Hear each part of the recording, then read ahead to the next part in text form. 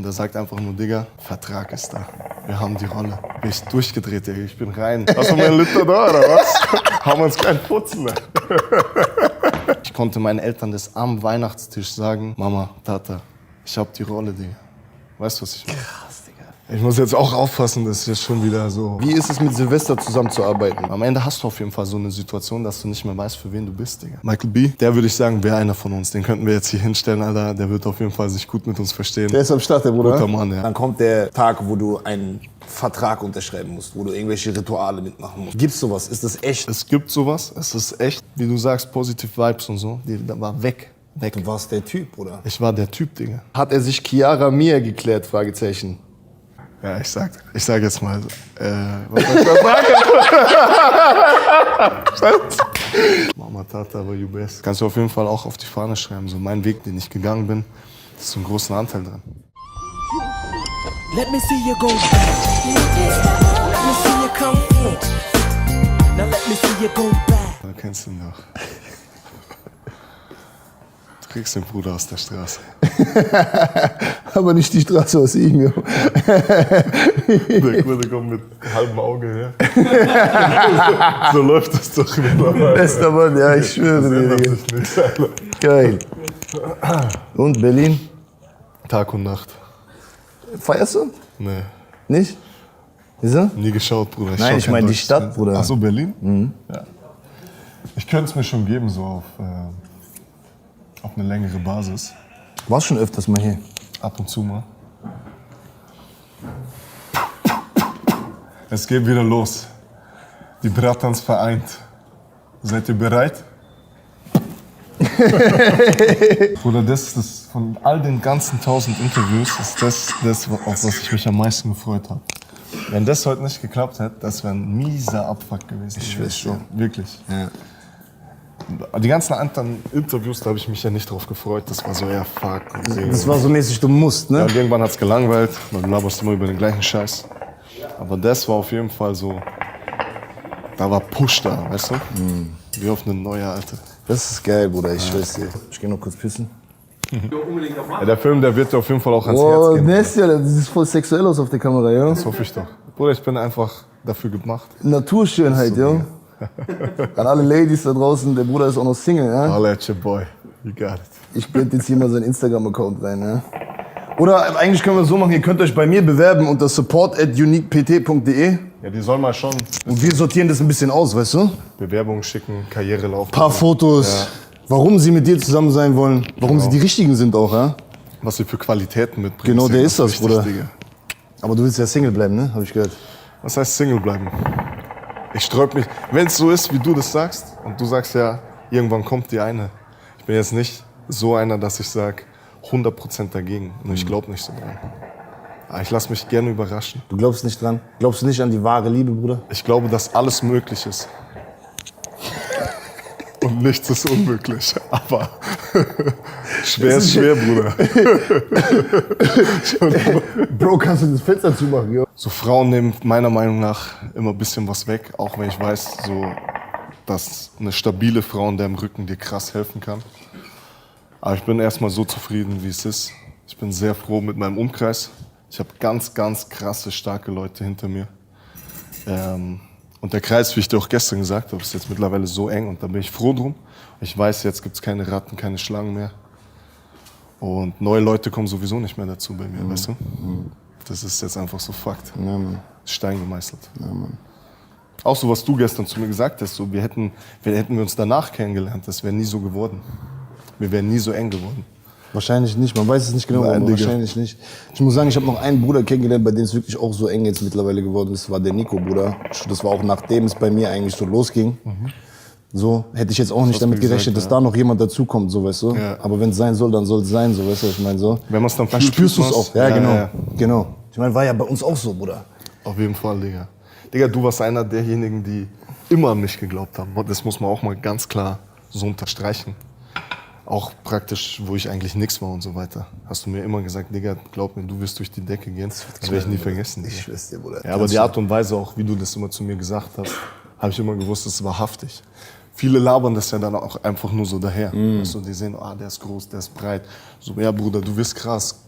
mach weiter so und so. Aber das ist dann diese Floskeln, die man dann so daher Diese Standardsprüche so, ne? Ja. Ja. Wenn ich dir in die Augen gesehen habe, dann habe ich auf jeden Fall gewusst, Alter, der meint das so, Digga. Bruder, die Scheiße hat geglänzt, Alter. Und einfach 1,5 Jahre nicht gesehen, Digga. Ja, Digga. Du Stress, ich in den USA und so weiter. 1,5 Jahre nicht gesehen. Aber das Geile ist, es fühlt sich nicht so an. Fühlt sich gar nicht so an. Verstehst du? Aber es Die hat ersten viel 10 passiert. Minuten waren ein bisschen so... Ja, Weißt du, was ich meine? ja, So, voll, ey, voll. okay, Bruder. Scheiße. Aber Sind wir dann noch direkt auf der Wohlgefühl, gleichen- ja, dann direkt ja. so, gestern, wie wir sagten, so in die Augen gucken oder so, schwör's ja, dir. Bruder. Ja. So mal zur Seite und so richtig mal den Ich Real schwör's Talk dir, machen. ich schwör's dir. Yes, Freunde, was geht ab, Alter? Willkommen zur 10. Folge Comets Café auf meinem Kanal. 10. Folge ist eine Special-Folge, ist quasi, wie sagt man, Dicker? Das ist eigentlich Wenn keine... was 10 Jahre alt wird, ist doch immer so Ja, ein Jubiläum. Ein Jubiläum, So genau. mäßig. Ist ein Jubiläum, Freunde. Und zwar sitze ich heute mit einem Bruder von mir, mit einem wirklich ehrlichen Bruder von mir hier.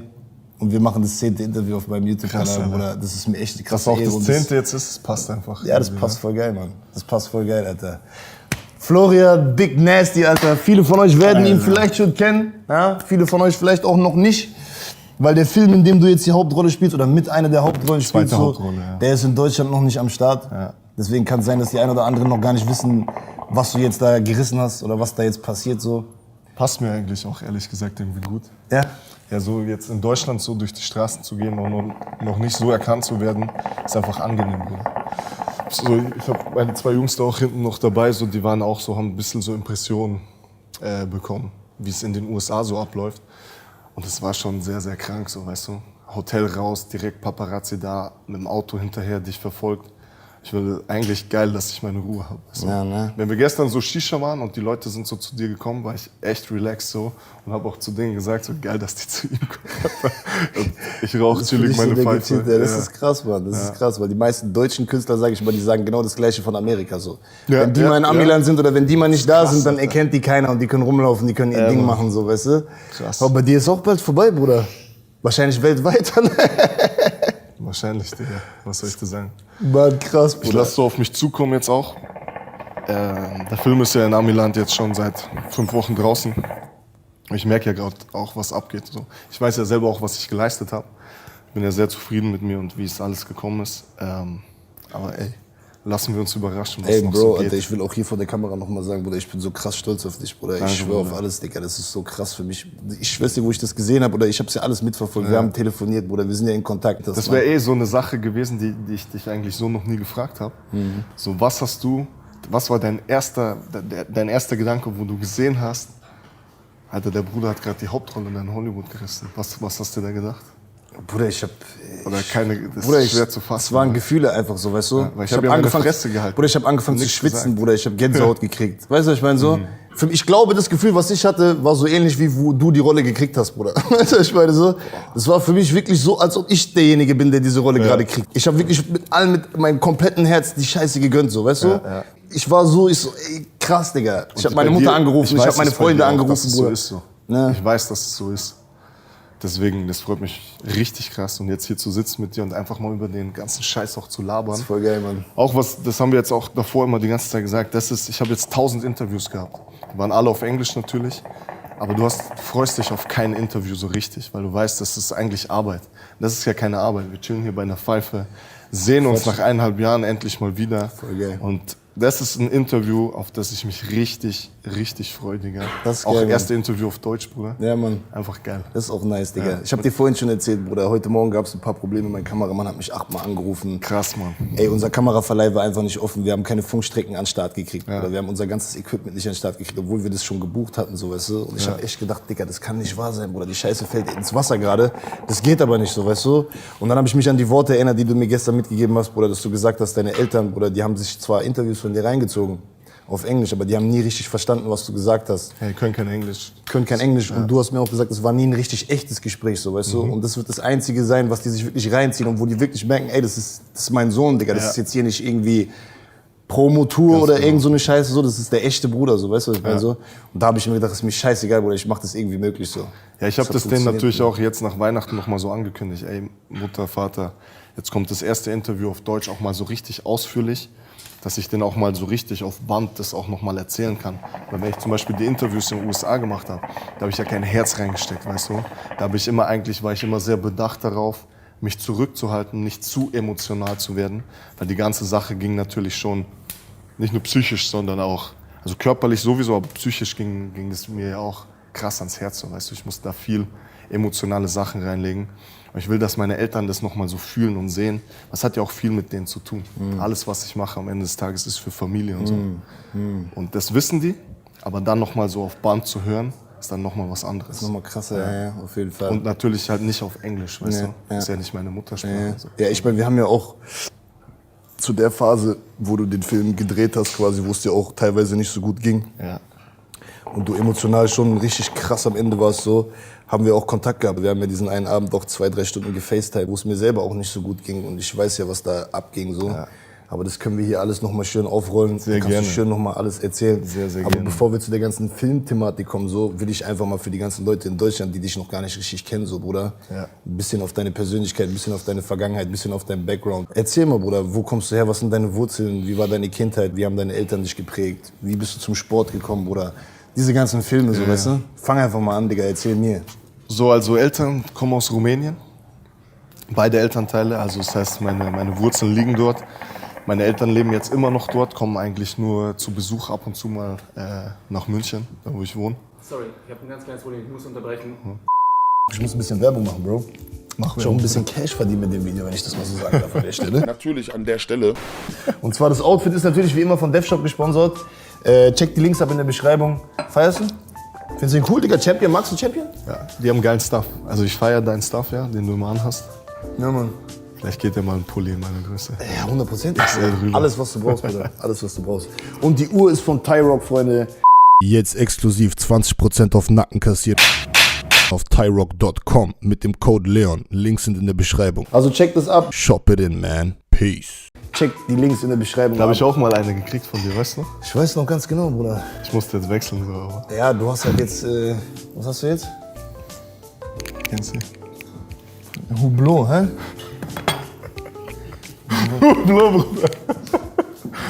Es gibt so ein paar Rollen, die wir auf jeden Fall angreifen.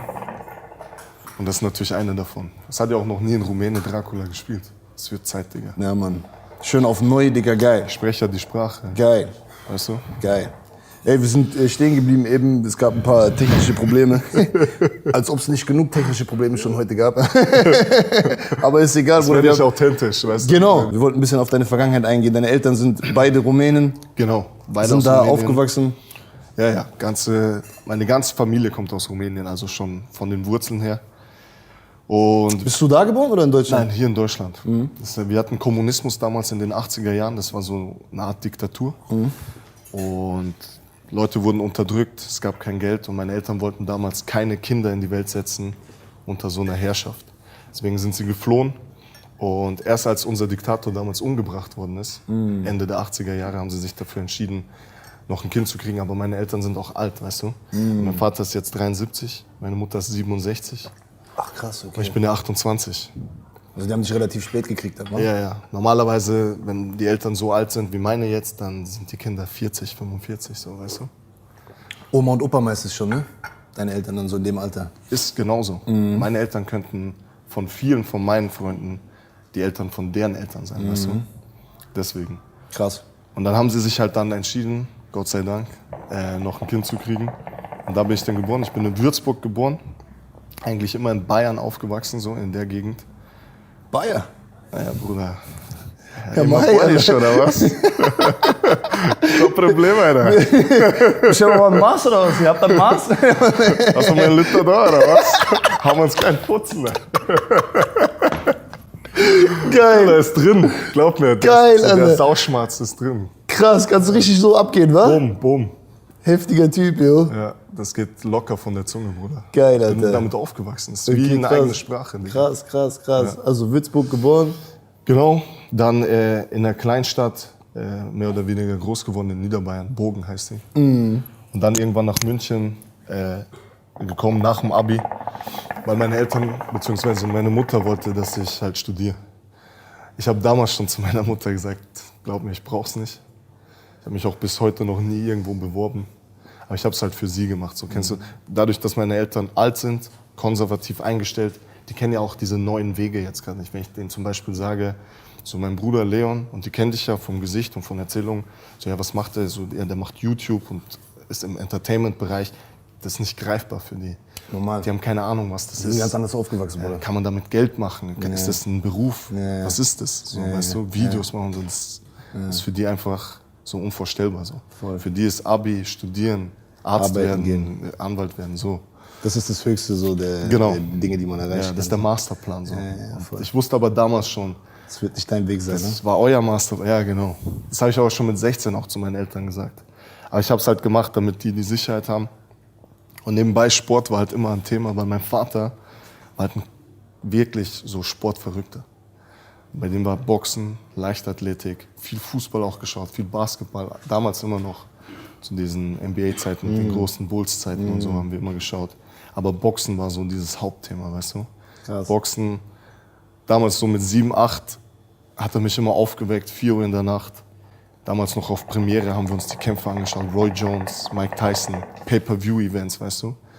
So bin ich groß geworden. Ist ja klar dann auch, wenn der Vater selber dann auch boxt, dann hast du Bock drauf. Also mein Vater ist mein bester Freund, mein größtes Idol. Und wenn du ihn dann immer trainieren siehst, er nimmt dich mit ins Gym, ist es klar, dass du auf jeden Fall Willst du sein wie er so? ja, genau, Ja, in Mann, die voll. Richtung gehst und so weiter. Aber du sagst, mit 16 und so wusstest du schon, dass das nicht dein Weg sein wird mit Studieren und dies, das, bla bla bla. Ja. Hast du da schon einen Weg für dich gesehen oder was? Also wusstest du schon, wo es für dich hingehen soll?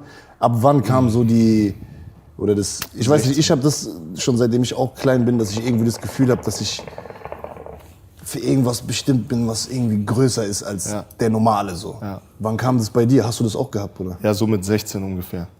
So, das Problem ist nur, du kannst halt nicht, auch vor allem wenn du so jung bist auch, aber auch generell, egal in welchem Alter, kannst du jetzt dich nicht irgendwo hinstellen und sagen, so ich habe das Gefühl, ich bin was Besseres. Und damit meine ich gar nicht so, dass ich mich über jemanden stelle, sondern ich habe irgendwie das Gefühl gehabt, dass ich zu was anderem bestimmt bin als ihr alle. Verstehst du, was ich meine? Ich verstehe dich vollkommen, Bruder. Nur die Leute fassen dann das falsch auf. Das Ja. wird dann einem als vielleicht Arroganz ausgelegt oder so weiter. Vor allem noch, wenn du so jung bist, denken sich viele, was labert der Junge eigentlich? Nur du in dir drin fühlst es schon. Ich habe damals schon Talente in mir gesehen, die ich bei den ganzen anderen, egal wo ich war, nicht gesehen habe. Und deswegen habe ich auch gewusst, klar, ich mache mein Abi, ist okay, Mutter, keine Sorge, aber ich werde mich nie irgendwo bewerben. Das Studium bringt mir nichts, Alter. So, ich suche mir, weißt du, das ist auch so, Schule gibt ja was weiter. Ich suche mir dann andere Sachen, die mir was weitergeben. Vor allem dieses Zwischenmenschliche. So das, was wir auch haben. Ich lerne ja viel von dir. Und ich bin mir sicher, du ziehst dir von mir auch genauso Sachen raus. 100%, Du siehst ja auch, der Junge hustelt, der Junge arbeitet, weißt du? Es gibt ja immer, deswegen, ich versuche mich nur so mit Leuten zu umgeben, wo ich wirklich auch was rausziehen kann. Und wenn es nur menschlich ist. Geld oder so ist mir scheißegal. Wirklich jetzt. Und das weißt du. Natürlich. Du, wenn es einer weiß, dann du. Aber einfach, du musst dich ja selber auch weiterentwickeln. Und ich bin nur noch mit Leuten, die mir wirklich sowas weitergeben. Von denen, die ich manchmal, ich schaue mir oft, auch aus Zufall chillen wir irgendwo in der Shisha-Bar. Ich hatte letztens so einen Moment mit Siva hier, den du gestern kennengelernt hast. Und wir sitzen so zu Hause bei uns. Und er redet so. Er redet über, ihn hat was gestresst und so weiter. Und er hat ein paar Sachen so bei uns aufgezählt. Und ich schaue ihn so an und denke mir einfach, krass, Alter. Er zählt uns gerade die Fehler auf, die wir ihm eigentlich immer aufzählen und sagen, du musst eigentlich so und so machen. So, und da habe ich für mich gecheckt, krass, Alter. Der hat sich an unserer Seite weiterentwickelt und hält uns jetzt die eigenen Fehler vor. Das ist das Geilste, was es gibt. So, wenn Schönste du einen Bruder wachsen siehst an dir und er dir dann was beibringt. Mehr geht nicht, Digga. Genau das Gleiche habe ich dir auch gestern erzählt, habe ich mit Fanus gehabt, Bruder. Ja, Mann. Weißt du, was ich meine so? Fanus, bester Mann, Digga. Bester Mann, Grüße gehen mal hier raus, Alter, auf Ja. jeden Fall. Auch einer von den Brüdern, für die ich in den Tod gehen würde, wenn es hart auf hart kommt. Und das ist das Schönste, was es gibt, man, wenn du endlich Leute findest, die auch dich so sehen, wie du dich selber immer gesehen hast. So wie du gesagt hast, mit 16 hast du die Vision oder das Gefühl gehabt, dass du zu mehr berufen bist, aber du hast niemanden um dich herum gehabt, der diese Vision mit dir geteilt hat, so, weißt du? Der das vielleicht von sich auch gesehen hat oder von dir auch gesehen hat, so, weißt du? Deswegen war das bestimmt für dich auch so das schönste Gefühl, dass du endlich dann irgendwo, wann Menschen um dich herum hattest, die das Gleiche in dir gesehen haben, was du schon immer in dir gesehen hast, so, weißt du? Dass dir dann auch die Möglichkeit gibt, das Potenzial aus dir rauszuschöpfen, so, Mann, Alter. Ist natürlich auch so, weißt du, jetzt bin ich 28, letztes Jahr war ich 27, wo das dann losgegangen ist. Und Leute in meinem Umkreis, die ständig mit mir zu tun hatten, wie zum Beispiel Eltern oder die engsten Brüder dann aus München, die haben natürlich so diese Unzufriedenheit gemerkt. So diese Unzufriedenheit, dass ich bin nicht da, wo ich mich sehe und wo ich sein will. Aber es ist, man muss Geduld an den Tag legen, aber irgendwann zweifelt man auch selber an dieser Geduld, weil man sich denkt, Digga, wieso passiert nichts? Ich gebe eigentlich alles für einen Traum, so, aber es passiert einfach nichts. Es passiert eher noch Schlechtes, so. So, und wie willst du das dann auch irgendwann rechtfertigen? Und dann plus dazu noch diese Unzufriedenheit, die dann Leute, die dich lieben, spüren und sich denken, die zweifeln dann selber an sich dann. Die denken dann auf einmal, was passt ihm jetzt nicht? So, der ist mit uns eigentlich und so. Und uns geht's ja allen gut, Digga, am Ende des Tages, weißt du? Haben wir gestern geredet. Das sind halt so wirklich Probleme, so First World Problems eigentlich. So, Bruder. Wir müssen jeden Tag dankbar sein für das, was wir überhaupt haben. So, aber ich fühle dich so, und verstehe dich vollkommen, Mann. Und dann kam der Knall, Bruder. Dann kam der Urknall, Bruder. Was war das für ein Gefühl, Alter? Also, ich weiß noch genau, es war 23. Dezember am Abend. Dadurch, dass meine Eltern schon ein bisschen älter sind, die gehen früh schlafen. Und ich war sogar mit Silber hier in der Shisha-Bar bei uns in München. Und es war so 10 oder 11 Uhr. Und ich schaue so aufs Handy, zack, Manager ruft an. Und ich wusste, wenn der anruft jetzt, vor allem jetzt in der Zeit, Neuigkeit, ja, irgendwas muss sein. Ich bin rausgegangen und der wusste ja schon Bescheid, ne, was abgeht. Und er sagt einfach nur, Digga, Vertrag ist da. Wir haben die Rolle. Da bin ich durchgedreht, Digga. Ich bin rein. Wir haben nur geschrien, die haben nicht gewusst, was los ist in dem Shisha-Lokal. Und dadurch, dass meine Eltern ja schon geschlafen haben, einen Tag später war ja Weihnachten. Wir haben ja Weihnachtsessen bei uns. Und ich konnte meinen Eltern das am Weihnachtstisch sagen, Mama, Tata, ich hab die Rolle, Digga. Weißt du, was ich meine? Krass, Digga.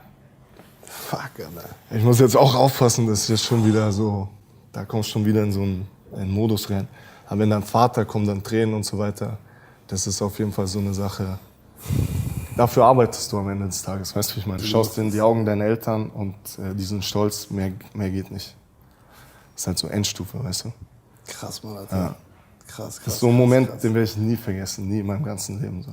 Glaube ich dir. Ja. Ich kann es mir gar nicht richtig vorstellen, Bruder. Ja, das war krass, Digga. Ich werde jetzt gerade schon wieder emotional, wenn ich nur an das denke. Weißt Und du hast es dir verdient, Bruder. Weißt du hast nicht aufgehört, daran zu glauben und hast Gas gegeben, Bruder. Ja. Und am Ende ist das gekommen, was ja, das ist auch das dir so. zusteht, Bruder, weißt du? Viele Leute empfinden das natürlich dadurch, dass sie natürlich nicht deine Geschichte kennen. Und das ist auch bei dir so, das ist mir auch bei dir so aufgefallen. Ich kriege ja auch immer ab und zu so ein bisschen mit, was so im Umfeld geredet wird. Die denken dann auf einmal, man ist auf einmal irgendwo und die denken, das ist plötzlich passiert und die schieben das immer auf diese Glücksseite. Oh, der hat ja Glück gehabt, so, ich könnte das auch, ich könnte das besser. Die ganze Arbeit, die davor war, die 10, 14 Jahre, die ich gehustelt habe, mir meinen Arsch aufgerissen habe, an mich geglaubt habe, an diesen einen Traum, das sehen die ja nicht. Das sehen die nicht, Bruder. Verstehst du? Jeden Tag Gas gegeben, Bruder. Jeden Tag. Immer gestruggelt, immer gehustelt, Bruder. Ganz genau. Probleme gehabt. Wir zwei Frauen. wissen das voneinander. Natürlich. Aber es ist halt schade, dass die Leute dann so blauäugig auch an die Sache rangehen. Weil keiner ist, egal wo eine Person ist, es hat seinen Grund. Und wenn du nicht da bist, wo du sein willst, hat es auch seinen Grund, Digga. Und du bist dafür verantwortlich. Nur du selber. Jeder hat sein Leben in seiner eigenen Hand. Genau Digga. das ist das, Bruder. Das ist das. Und Glück, so gibt's nicht, meiner Meinung nach. Also dir wird nichts einfach so Bin zufliegen. ich auch der Meinung. Nur wenn du was machst, Ganz genau. wird auch irgendwas passieren. Es geht da eher so, Glück ist für mich eher so eine Sache so wie Timing. Ja. So, und Timing ist auch, das erarbeitest du dir. Ja. Am richtigen Ort, an der richtigen Zeit zu sein. Genau. So, weißt Und dann du? auch ready zu sein. Dafür arbeitest du. Dass du quasi Das ist ja noch was anderes. monatelang ready bist und wenn das Ding dann Genau. kommt, kannst du zugreifen, Bruder. Genau. Weißt du, was ich meine? Also wenn es kommt, dann musst du ja ready sein. Genau. Es ist ja nicht so, es kommt dann und es läuft dann von alleine. Sondern du musst ready sein, genau diesen Augenblick dir greifen und alles. Da fängt ja die Arbeit dann, das, was du 14 Jahre davor gemacht hast, zählt ja da nicht mehr. Wenn Ab die da Chance fängst du kommt. jetzt an, Bruder. Ganz genau. Und das ist schade, finde ich, dass es... Manche Leute nicht sehen, wa? Ich will nicht sagen, dass es vielleicht so ein Mentalitätsding ist, vielleicht hier in dem Land. Weil ich fühle mich sauwohl hier in Deutschland. Und ich fühle mich auch als Deutscher zum Teil. Weil hier sind wir geboren, hier sind wir aufgewachsen. Aber ich habe halt jetzt viel auch gesehen, auch in den USA, wie die Leute halt mit den Sachen da umgehen. Und meiner Meinung nach ist es da schon ein bisschen anders. Der Respekt gegenüber Leuten, die irgendwas erreichen, egal was, ist viel größer. Das ist dieses Gönnen. Ich weiß nicht, so eine Neidkultur ist schon ein bisschen hier. Das stimmt schon, denke ich, Bruder. ja. Das kann ich dir unterschreiben. Ja. Das merkst du auch, weißt du, was ich meine? So. Merkt man auf jeden Fall. Selbst wenn du kleine Sachen erreicht hast, Sachen, die vielleicht jetzt nicht eine Hauptrolle in einem krassen Hollywood-Film sind, ne? Kleinere Sachen vielleicht erreicht hast, so. Die Leute Es geht ja auch um versuchen dich, Etappenziele, weißt ja du? So, genau, muss ja nicht immer das ganz Große sein. ja genau. Aber diese Gönnermentalität ist halt hier wirklich leider nicht so krass am Start, Bruder. Weißt du, was ich meine, so? Und ich Das denk heißt, die Leute wollen dich irgendwie versuchen, das klein zu reden, was du erreicht hast, so. Zum Beispiel, was mich zum Beispiel stresst, ich schaue ja alle deine Videos, ja, und du stellst dich dann in die Videos rein und sagst, ey, bei mir ist nur Positivität, only positive vibes und so. Und Leute bewerten das ja oftmals so auch einfach als Floskel. Da sagt es so einfach nur dahin. Das, was dahinter steckt, checken die gar nicht. Nein, Mann, Und um das geht's ja. So, warum hassen? Warum nicht denjenigen anschauen, sich das als Eigenmotivation nehmen und sich denken, ey, das schaffe ich auch. Ja, Mann. Ich fange jetzt an. Ja, Mann. Verstehst du? Das kann ich auch nur an die Leute hier rausgeben, so. Fangt an zu gönnen. Fangt an, den Leuten um euch herum die Sachen, die sie erreichen, Die zu gönnen. Energie in die richtige, deine eigene Energie in die richtigen Bahnen zu lenken Ja. und nicht auf Hass und so. Ja, das bringt ist das. dich auch persönlich weiter, so. Wenn du ein Mensch bist, der alles kleinredet, der alles versucht irgendwie zu haten oder alles versucht irgendwie auf Glück zu schieben oder demjenigen nicht gönnt, der wird selber leider auch nichts erreichen, so. Weißt du, was ich meine? Ja. Deswegen arbeitet an eurer fucking Mentalität so und gönnt wirklich von Herzen, Bruder. Weißt du? Ja. So. Und die checken halt nicht, dass hinter dem Floskeln, was die als Floskeln sind, irgendwelche Perils oder so, dass da viel mehr dahinter steckt, dass du da eigentlich eine Message dahinter geben willst und was verändern willst. Ja, voll. Und das ist, was mich dann so stresst. Deswegen habe ich schon aufgehört, das habe ich bei dir oft gemacht, dass ich mir Kommentare und so durchgelesen habe. Einfach, ich habe ja gedacht, die Leute verstehen das und ich wollte einfach sehen, was die Leute darüber denken und so weiter. Wo ich dann aber gemerkt habe, dass viele das nicht checken. Das hat mich ja selber verrückt gemacht. Deswegen habe ich es auch direkt gelassen, so, weißt du. Irgendwann vielleicht, man muss halt selber weitermachen. Hoffentlich irgendwann. Aber es macht mich viel glücklicher zu wissen, dass du das checkst, Bruder. Verstehst du, was ich meine? So, Vom die ersten Menschen, Moment. die ich liebe, Bruder. Ja. Die Menschen, die um mich rum sind, Dicker. Meine Familie, meine allerbesten Freunde. Wenn die das checken und wenn die verstehen, was ich hier versuche. Um das geht's. Darum geht's, Bruder. Ja. Ich habe mich früher selber wild gemacht, Bruder. Kommentare gelesen. Glaub Was mir, für ich eine auch. Bewertung habe Ich ich? auch. Dies, das, bla bla bla. Wie viel Likes, wie viel So, dies. genau Ja. der ist das, Bruder. Mittlerweile, ich scheiß da komplett drauf, Bro. Das juckt mich mir sowas genau von das gar Gleiche. nicht mehr, Bruder, weil was macht es mit dir, wenn du dich mit diesen negativen Vibes beschäftigst? So? Ja. Du versuchst dich vielleicht zu rechtfertigen. Du versuchst den Leuten das 100%. beizubringen, anders zu denken. Aber wie machst du das am besten? Indem du dir einfach immer treu bleibst und es so lange durchziehst, bis die Leute es irgendwann gecheckt haben. Bruder. Weißt du, was ich meine, so, genau der ist das, Bruder. Ja, weiß ich auch noch mal, da bist du auf einmal, hast ein Video gemacht, so bei Real Talk am Mittwoch, heißt es, ne? Und da bist du auf so einen Hater-Kommentar eingegangen. Und hast aber dann, glaube ich, eine Stunde später das Video aber wieder runter, weil du gecheckt hast, Digga, das bringt nichts. Das bringt mir nichts. Ich habe dich so gefühlt in dem Moment, weißt du, wie oft ich mir eine Kamera hinstellen würde oder einfach irgendwo live gehen würde auf Instagram oder so und die Leute einfach zerreißen würde. So, dass ich sage, seid ihr eigentlich dumm? So, das ist jetzt, da legt ihr eure Energie jetzt rein. Das ist es jetzt, oder was? Aber dann, Bruder, da lenkst du dann deine Energie schon wieder in die falsche Richtung. Und du hast sie dann in dir, Bruder. Du hast dieses Gefühl dann Das in dir. kommt noch dazu, Digga. Weißt du, du hast diesen Hass, den Leute dir versuchen, dann machst du genau das, was die vielleicht wollen. Die wollen dich klein machen, die wollen dich unterkriegen. wollen und du dich beschäftigst dich. Ja, die wollen dich Ja, kitzeln, die ja, wollen gucken, ja. was passiert, wenn ich ihn richtig trigger, wenn ich ihn Ganz auf genau, die Palme Digga. bringe, so, weißt du? Schwör's dir, Alter. Aber was ist, wenn du ein Mensch bist, den du nie dahin bringen kannst, so? Ja. Weißt du, was ich meine? Gibt's So, ja genügend, also. der immer für sich zufrieden ist, der immer für sich weiß, was er macht, so, weißt du, was ich meine? So, du musst einfach hinter dem stehen, was du bist, was du machst, so, dein Selbstwertgefühl, Bruder. 100%. Ja. Und vielleicht hat er auch einfach eine andere Ansicht dazu. Ist ja auch okay. Ist auch okay, Bruder. Wenn er das so fühlt, Konstruktive Kritik ist immer gut, aber Genau. Hass, ich mag Hass nicht, Bruder. Ja. Und ich weiß, wenn einer hasst, dann ist er selber nicht glücklich, Bruder. Ja. Weißt du? Und das macht mich dann eher traurig. Nicht, dass er mich hasst, ich bin sondern auf dass er deiner einfach Seite. nicht glücklich ist, Bruder. Weißt du, was ich meine? bin So? voll auf deiner Seite, Digga. Das ist das, was immer so traurig ist. So. Aber lass mal nicht auf die Jungs eingehen. Yeah. Dann erzähl mal, Bro. Du hast jetzt dann am 23. die Nachricht gekriegt, dass diese Rolle am Start ist, ne? Genau, es ging davor ja schon los mit unzähligen Auditions und so weiter. Ich habe halt irgendwann im Oktober von der Rolle Wind gekriegt. Und wir zwei haben ja schon länger über das Thema geredet. So, dass ich der Meinung war, dass ich, was den Bereich angeht, irgendwie Talente hätte und mich da irgendwie sehe. So, und auf so eine Chance warte, wenn du dich noch erinnern kannst. ist eine andere Story damals am Balkon, Alter. Diese Lange Szene, Story. Diese Szene werde ich nie vergessen, Bruder. Die trage ich mit bis heute noch. Egal wo ich hingehe, trage ich die mit mir rum. Verstehst du? Wir haben prophezeit, Bruder. Weißt du, was ich meine? So? Krass, Alter. Wir saßen da auf dieser kleinen Holzbank, Bruder. Bei mir in der alten Wohnung da, ich weiß noch. 2 so Schränke, Bruder. Die So Bank war so eingehend, klein, so Digga. halb übereinander. So. So Arm um Arm eigentlich, Ja, weil so. es gepasst hat. Mann, Ich weiß Bruder. es noch, ja. Wo führt die Zukunft hin, Ja. Bruder? Ich weiß noch, da hast du mich gefragt, Digga, so, wo siehst du dich, so, was sind deine Ziele, wo willst du hin und so weiter. Und da habe ich erstmal noch so versucht, so auszuweichen, weil so Leute wie wir haben natürlich große Ziele, große Träume, aber ich bin der Meinung, die kann man nicht so nach außen tragen, weil Leute dich für verrückt halten, verstehst du? Weil das so unmöglich klingt, so surreal, dass die Leute direkt sagen, ey, der Typ ist außer Kontrolle. Die werden es nicht verstehen. Ja, der ist so abgehoben, so arrogant, der meint, er ist jetzt Gott, weißt du? Und ich habe das damals, ich schwör's dir, ich habe das niemandem gesagt, weil ich wollte auch nicht irgendwie so enge Leute von mir, wirklich enge Leute, dass die dann denken, der flippt aus, der Junge. So. Aber du hast mich da auch so getriggert und ich habe das halt so gefühlt in dem Moment, wo wir da auf dieser Bank saßen, dass ich es dir halt einfach gesagt habe. Und ich schwöre dir eins, ich schwöre dir wirklich auf alles, auf meine Mutter. Ich habe dir da in die Augen gesehen, ich habe dir gesagt, Digga, ich will in Hollywood durchstarten. Ich habe das Gefühl, ich pack das. Und ich habe in deinen Augen nicht eine Sekunde in Zweifel gesehen. Und du hast mir direkt gesagt, Digga, ich glaubte an dich.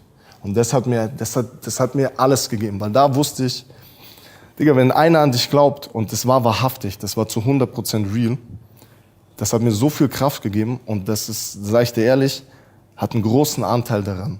Weil wenn du selber irgendwann den Glauben an dich verlierst, wer soll dann sonst noch an dich glauben? Also du musst in erster Linie an dich glauben und dann glauben erst die anderen an dich.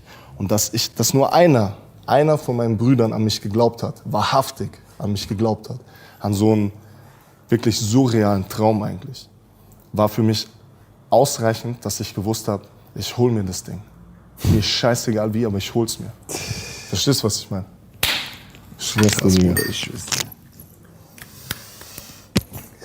Und das meine ich wirklich ernst, und das hat mir so viel Auftrieb gegeben, auch damals, wo ich in die Auditions reingegangen bin, wo ich irgendwann das Angebot vor mir hatte. Ich wusste ganz genau, das ist es jetzt. Und ich weiß, einer der glaubt, auch wenn ich jetzt zum Beispiel das jetzt nicht, er glaubt trotzdem an mich.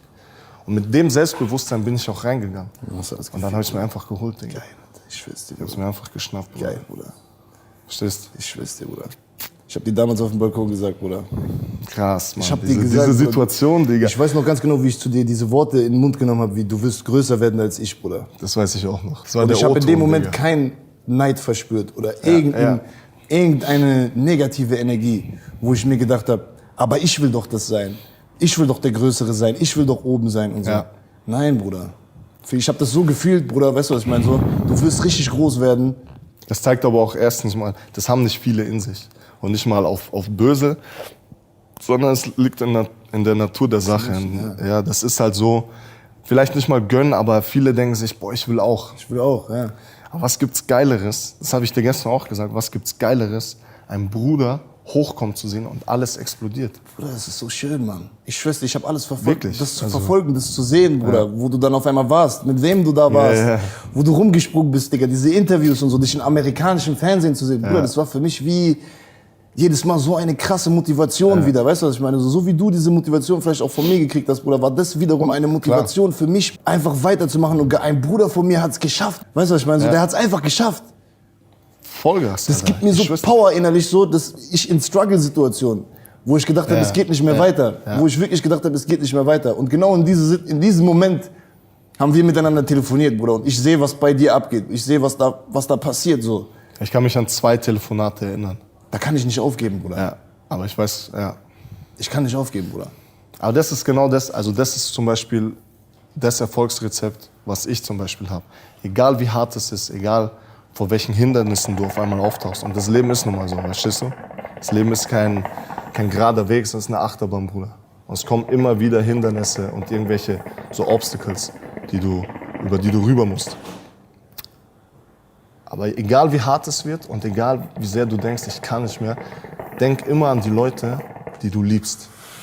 Und dass du die nicht enttäuschen willst. Und das gibt so einen Kick, wenn dir das keinen Kick gibt, Dann hast du was falsch gemacht. Dann hast du wirklich, dann liebst du die Leute aber dann auch nicht wahrhaftig und dann musst du die Probleme bei dir suchen, verstehst du? Genau der ist das, Bruder. Genau Ich habe dieses Wort, glaube ich, jetzt schon 1000-mal gesagt, aber Wahrhaftigkeit. Ja, das habe ich in den englischen Interviews auch immer wieder gesagt. Diese Wahrhaftigkeit. Das Echte, Bruder. Genau, aber das hat man in sich oder man hat es halt nicht. Verstehst du? Und entweder man fühlt es oder man fühlt es halt nicht. So. Und ich glaube, das ist auch der Grund, warum wir zueinander gefunden haben. So. Ja. Wenn wir das nicht in uns gehabt hätten, dann Connection war deswegen da, 100%. Connection war deswegen da. Wie oft, können wir jetzt hier auch mal sagen, wie oft haben wir uns in unserem Leben gesehen? 5, 6 Mal? 5, 6 Mal, Bruder. Sowas? Du kannst fast an einer Hand abzählen. Du kannst es das fast könnte vielleicht das 6. Mal sein. Das könnte vielleicht das 6. Mal sein, aber die Connection, die wir haben, Ja. Digga, die ist so groß, Bruder, das ist Familie für mich, Bruder. Ja, das ist krass. Weißt du, was ich meine? Das ist So? echt krass. Das ist Familie für mich. Und das sage ich nicht nur einfach nur so. Das meine ich ernst, Bruder. Aber viele denken, das ist Geblubber. Also das ist so, wir können die sagen, die haben sich jetzt 5, 6 Mal gesehen und reden dann von so einer Connection. Jeder Mensch findet irgendwann mal solche Connections. Und wenn man es einmal gefunden hat, dann versteht, ich kann mir gut vorstellen, dass es schwer ist für die Leute nachzuvollziehen. Ja, 100%. Ja. Die werden jetzt denken, die kennen sich Ja, 5, 6 Mal. 100%. Lutschen sich ein gegenseitig. Ja, auf Basis. Weißt du, was ich meine, Bruder? So.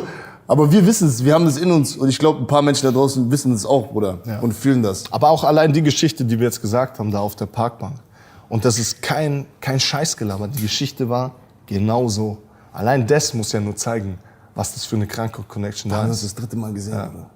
Und wo ich auch zurückgekommen bin aus den USA und ich war dann mit meinen ganz engen Jungs, mit meinen 5 engen Jungs, 4, 5 enge Jungs an einem Tisch, da habe ich immer gesagt, egal was Leon macht, egal wo er ist, egal wie lange ich ihn nicht mehr gesehen habe, wenn der anruft, ich bin da, wenn er was braucht, ich bin da. Genau so, Und Bruder. ich habe auch immer noch so im Positiven, aber so ein Schuldgefühl im Sinne von, weil ich dir so dankbar bin für diesen einen Moment.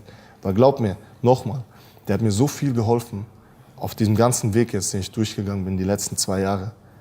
Unfassbar viel geholfen. Wie oft ich an den gedacht habe, das war ein großer Baustein, wirklich. Und das ist nur ein kleiner Moment gewesen. Bedeutet mir voll krass viel, Bruder. Ich schwör's dir. Ich schwör's dir. Und du bist mir dafür nichts schuldig oder irgendwas. Das macht man unter Brüdern. Das macht man in der Familie, Bruder. So ohne soll's was sein, ja. zurückzuerwarten, Bruder. Ohne irgendwas zurückzuerwarten, Bruder. Auch eine gute Story. In welche Kamera muss ich schauen? Ist egal, oder? Hier ist deine. Damit ihr mal checkt, was der Bruder hier eigentlich für ein Typ ist. Wir haben uns das letzte Mal gesehen, vor 1,5 Jahren, In Frankfurt, Bruder. in Frankfurt, auf diesem Fitness Expo, ja? Ja, Fitness Expo. Oder wie das heißt. Und ich hatte damals schon ein bisschen Kohle und so, verstehst du? Und du hast gestruggelt, Digga. Bei uns war bei das dir, Struggle bei dir real, war der Struggle richtig real, Digga. Und ich weiß noch, dass du da zu mir gekommen bist und gesagt hast, Bruder, ich habe Probleme mit Miete und ich kämpfe für meinen Traum und dies und das. Und ich weiß noch, dass ich dir da die Kohle gegeben habe, ja. Und es war auch zu dem Zeitpunkt auch für mich auch, die Kohle war die Kohle, weißt du. Und ich gebe sie dir, das war vor 1,5 Jahren. Und dann sehen wir uns nicht mehr und wir reden ja auch nicht mehr darüber. Und Über sowas redet man genau. nicht. Und jetzt sehen wir uns nach 1,5 Jahren wieder. Du bist gewachsen und ich steige bei dir ins Auto ein und er gibt mir das Geld, ohne was zu sagen und sagt noch so, wenn du das nicht nimmst, Alter, bin ich dir auf ewig beleidigt, Digga. Das zeigt für mich einfach, ich habe da gar nicht mehr dran gedacht. Das war für mich vergessen. Gar nicht mehr gewusst. Brutal. Richtig krasse Aktion. Meine Jungs drüben haben auch gesagt, das zeigt wirklich wahrhaftig, was du für ein Typ bist. So, egal was da alle sagen, egal was Schlechtes kommt, Digga, ich weiß, was du für ein Typ bist. Und mit der Aktion, da hast du mir auf jeden Fall alles bewiesen. Wirklich alles bewiesen, weil das ist nicht selbstverständlich, Digga. Ohne Scheiß. Ich hab Real Talk jetzt. Ich habe diesen 500-Euro-Schein in meiner Tasche gehabt, Bruder. Krass. Weißt du, wie lange, Alter? Ich schwör's dir, der lag im Geldbeutel hinten drin. In dem Moment damals waren wir wirklich am struggeln, Bruder. Ich weiß es. Wir haben auf dem Boden geschlafen, in der Wohnung, Bruder, wo nichts drin war. Ja. Ich weiß es ja. Und ich konnte nichts machen. Und es war mir so unangenehm für mich, überhaupt dich damit zu konfrontieren. So. Weißt du, was ich meine? So. Und da warst du für mich da, du hast nicht mal eine Sekunde überlegt. Und ich wollte es nicht mal annehmen, weißt du noch? Ja, so, nein, natürlich, Digga, ich hab's dir hinterhergeschmissen. Ja, Alter. ich kann nicht, Bruder, Ja, ich kann nicht. Und da hast du mir geholfen. Daran merkt man einfach, was für eine Connection wir zueinander Ja, haben. das ist Bruder. krass. Daran merkst du das einfach. Für uns ist egal was, kein Materiell, kein Fame, kein Geld, keine Situation, nix Ja. geht über unsere Freundschaft, Digga. Weißt du, was ich meine? So, gar nichts. Und leider- das zu haben, Da bin ich jeden Tag für dankbar, Bruder. Menschen in meinem Leben zu haben, für die ich sterben würde, die für mich sterben würden, die alles für mich machen würden. 100%. Dieses Privileg hat nicht jeder auf dieser Welt, Bruder. Diese Wahrhaftigkeit spiegelt sich leider aber auch in Geld wider, weil Geld ist so das Gift, was viele Leute auseinanderbringt. Wie oft wir jetzt schon auch gelingt worden sind von Leuten, denen wir tausendmal vertraut haben. Wegen Geld. Viel Geld auch. Zack. Das Geld siehst du nie wieder. Ja, Mann. Verstehst du, was ich Ja, meine? Mann, ja, Mann.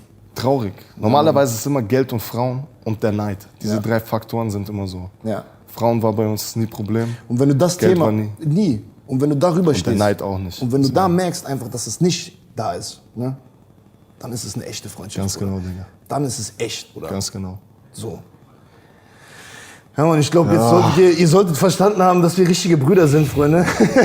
Das ist auch kein Interview. Das ist kein Interview, wir unterhalten uns, Ja. Bruder. Und es ist mir auch scheißegal, wenn jetzt Leute sagen, ja, wir wollen aber wissen, wie das war in Amerika und Filmen und so redet man nicht so viel um heißen Brei. Das, was wir jetzt hier gesprochen haben, das war uns wichtig, das liegt uns am Herzen, Bruder. Das haben wir auch so noch nie richtig ausgesprochen. Haben wir noch nicht. Muss man jetzt auch mal. Nein, nicht mal untereinander. Nein, nicht mal untereinander. Das war das erste Mal, dass wir uns so richtig in die Augen gesehen haben und uns ehrlich die Liebe erklärt haben. Ja, so, Mann. Bruder, no homo, aber geil, Bruder. Full Homo, Bruder. Aber okay, jetzt, Freunde. Jetzt gehen wir in die Materie rein, Bruder. Yeah. Du hast die Rolle gekriegt, du warst vorher in Auditions, Bruder, du bist durch die ganze Scheiße durchgegangen. Erste Frage, die du mir auch erzählt hast, wie ist es dazu gekommen, dass du überhaupt entdeckt wurdest, in Anführungszeichen? Du hast mir erzählt, das war mit einem Boxgym irgendwo in Rumänien oder dein Vater kannte da irgendjemanden. Irgendjemand ist gekommen und hat gesagt, wir suchen einen freshen Boxer, der groß ist, der eine gute Optik hat. Wie war das, Bruder? Genau, mein Vater hatte schon damals einen Kontakt mit einem Typen, der eine große Kampforganisation leitet, eine K1-Organisation, Super Combat heißt die. Und der hatte mich damals schon immer so auf dem Schirm. Sei es jetzt fürs Kämpfen selbst oder weil der war auch im Entertainment-Business halt schon so ein bisschen verankert, aber mehr so natürlich auf der rumänischen Schiene. Ja. Aber dem sein Plan war halt auch so irgendwann USA und so weiter. Und der hat mir damals schon gesagt, so glaub mir, du hast einen großen Vorteil, dass du nicht in Rumänien aufgewachsen bist, sondern diese, sag ich mal, auch ein bisschen von der deutschen Mentalität was mitbekommen hast. Ja. Und natürlich Schulausbildung und so weiter ist auch in Rumänien ja nicht so, dass man da die Schulausbildung macht, dass du Englisch lernst und so weiter. Das ist ja auch so Punkte, hätte ich kein Englisch drauf. Dann wärst du nicht genommen worden. Ganz genau. Und mein Englisch war ja davor schon gut, muss man ja wirklich so sagen. Bruder, ich habe mir die Interviews reingezogen von dir. Ich dachte, woher kann der Bruder so gut Englisch? Wo hast du es her, Bruder? Aber dass ich so kann, wusste ich auch nicht. Das hat sich dann, das kommt dann aus mir raus. Ja, geil, So, geil. Das sollte so sein, Bruder. Ja, anscheinend sollte es so sein. Und dann habe ich mit dem ab und zu mal was gemacht. Den habe ich 2016 kennengelernt, hatte ich 2, 3 Sachen mit dem.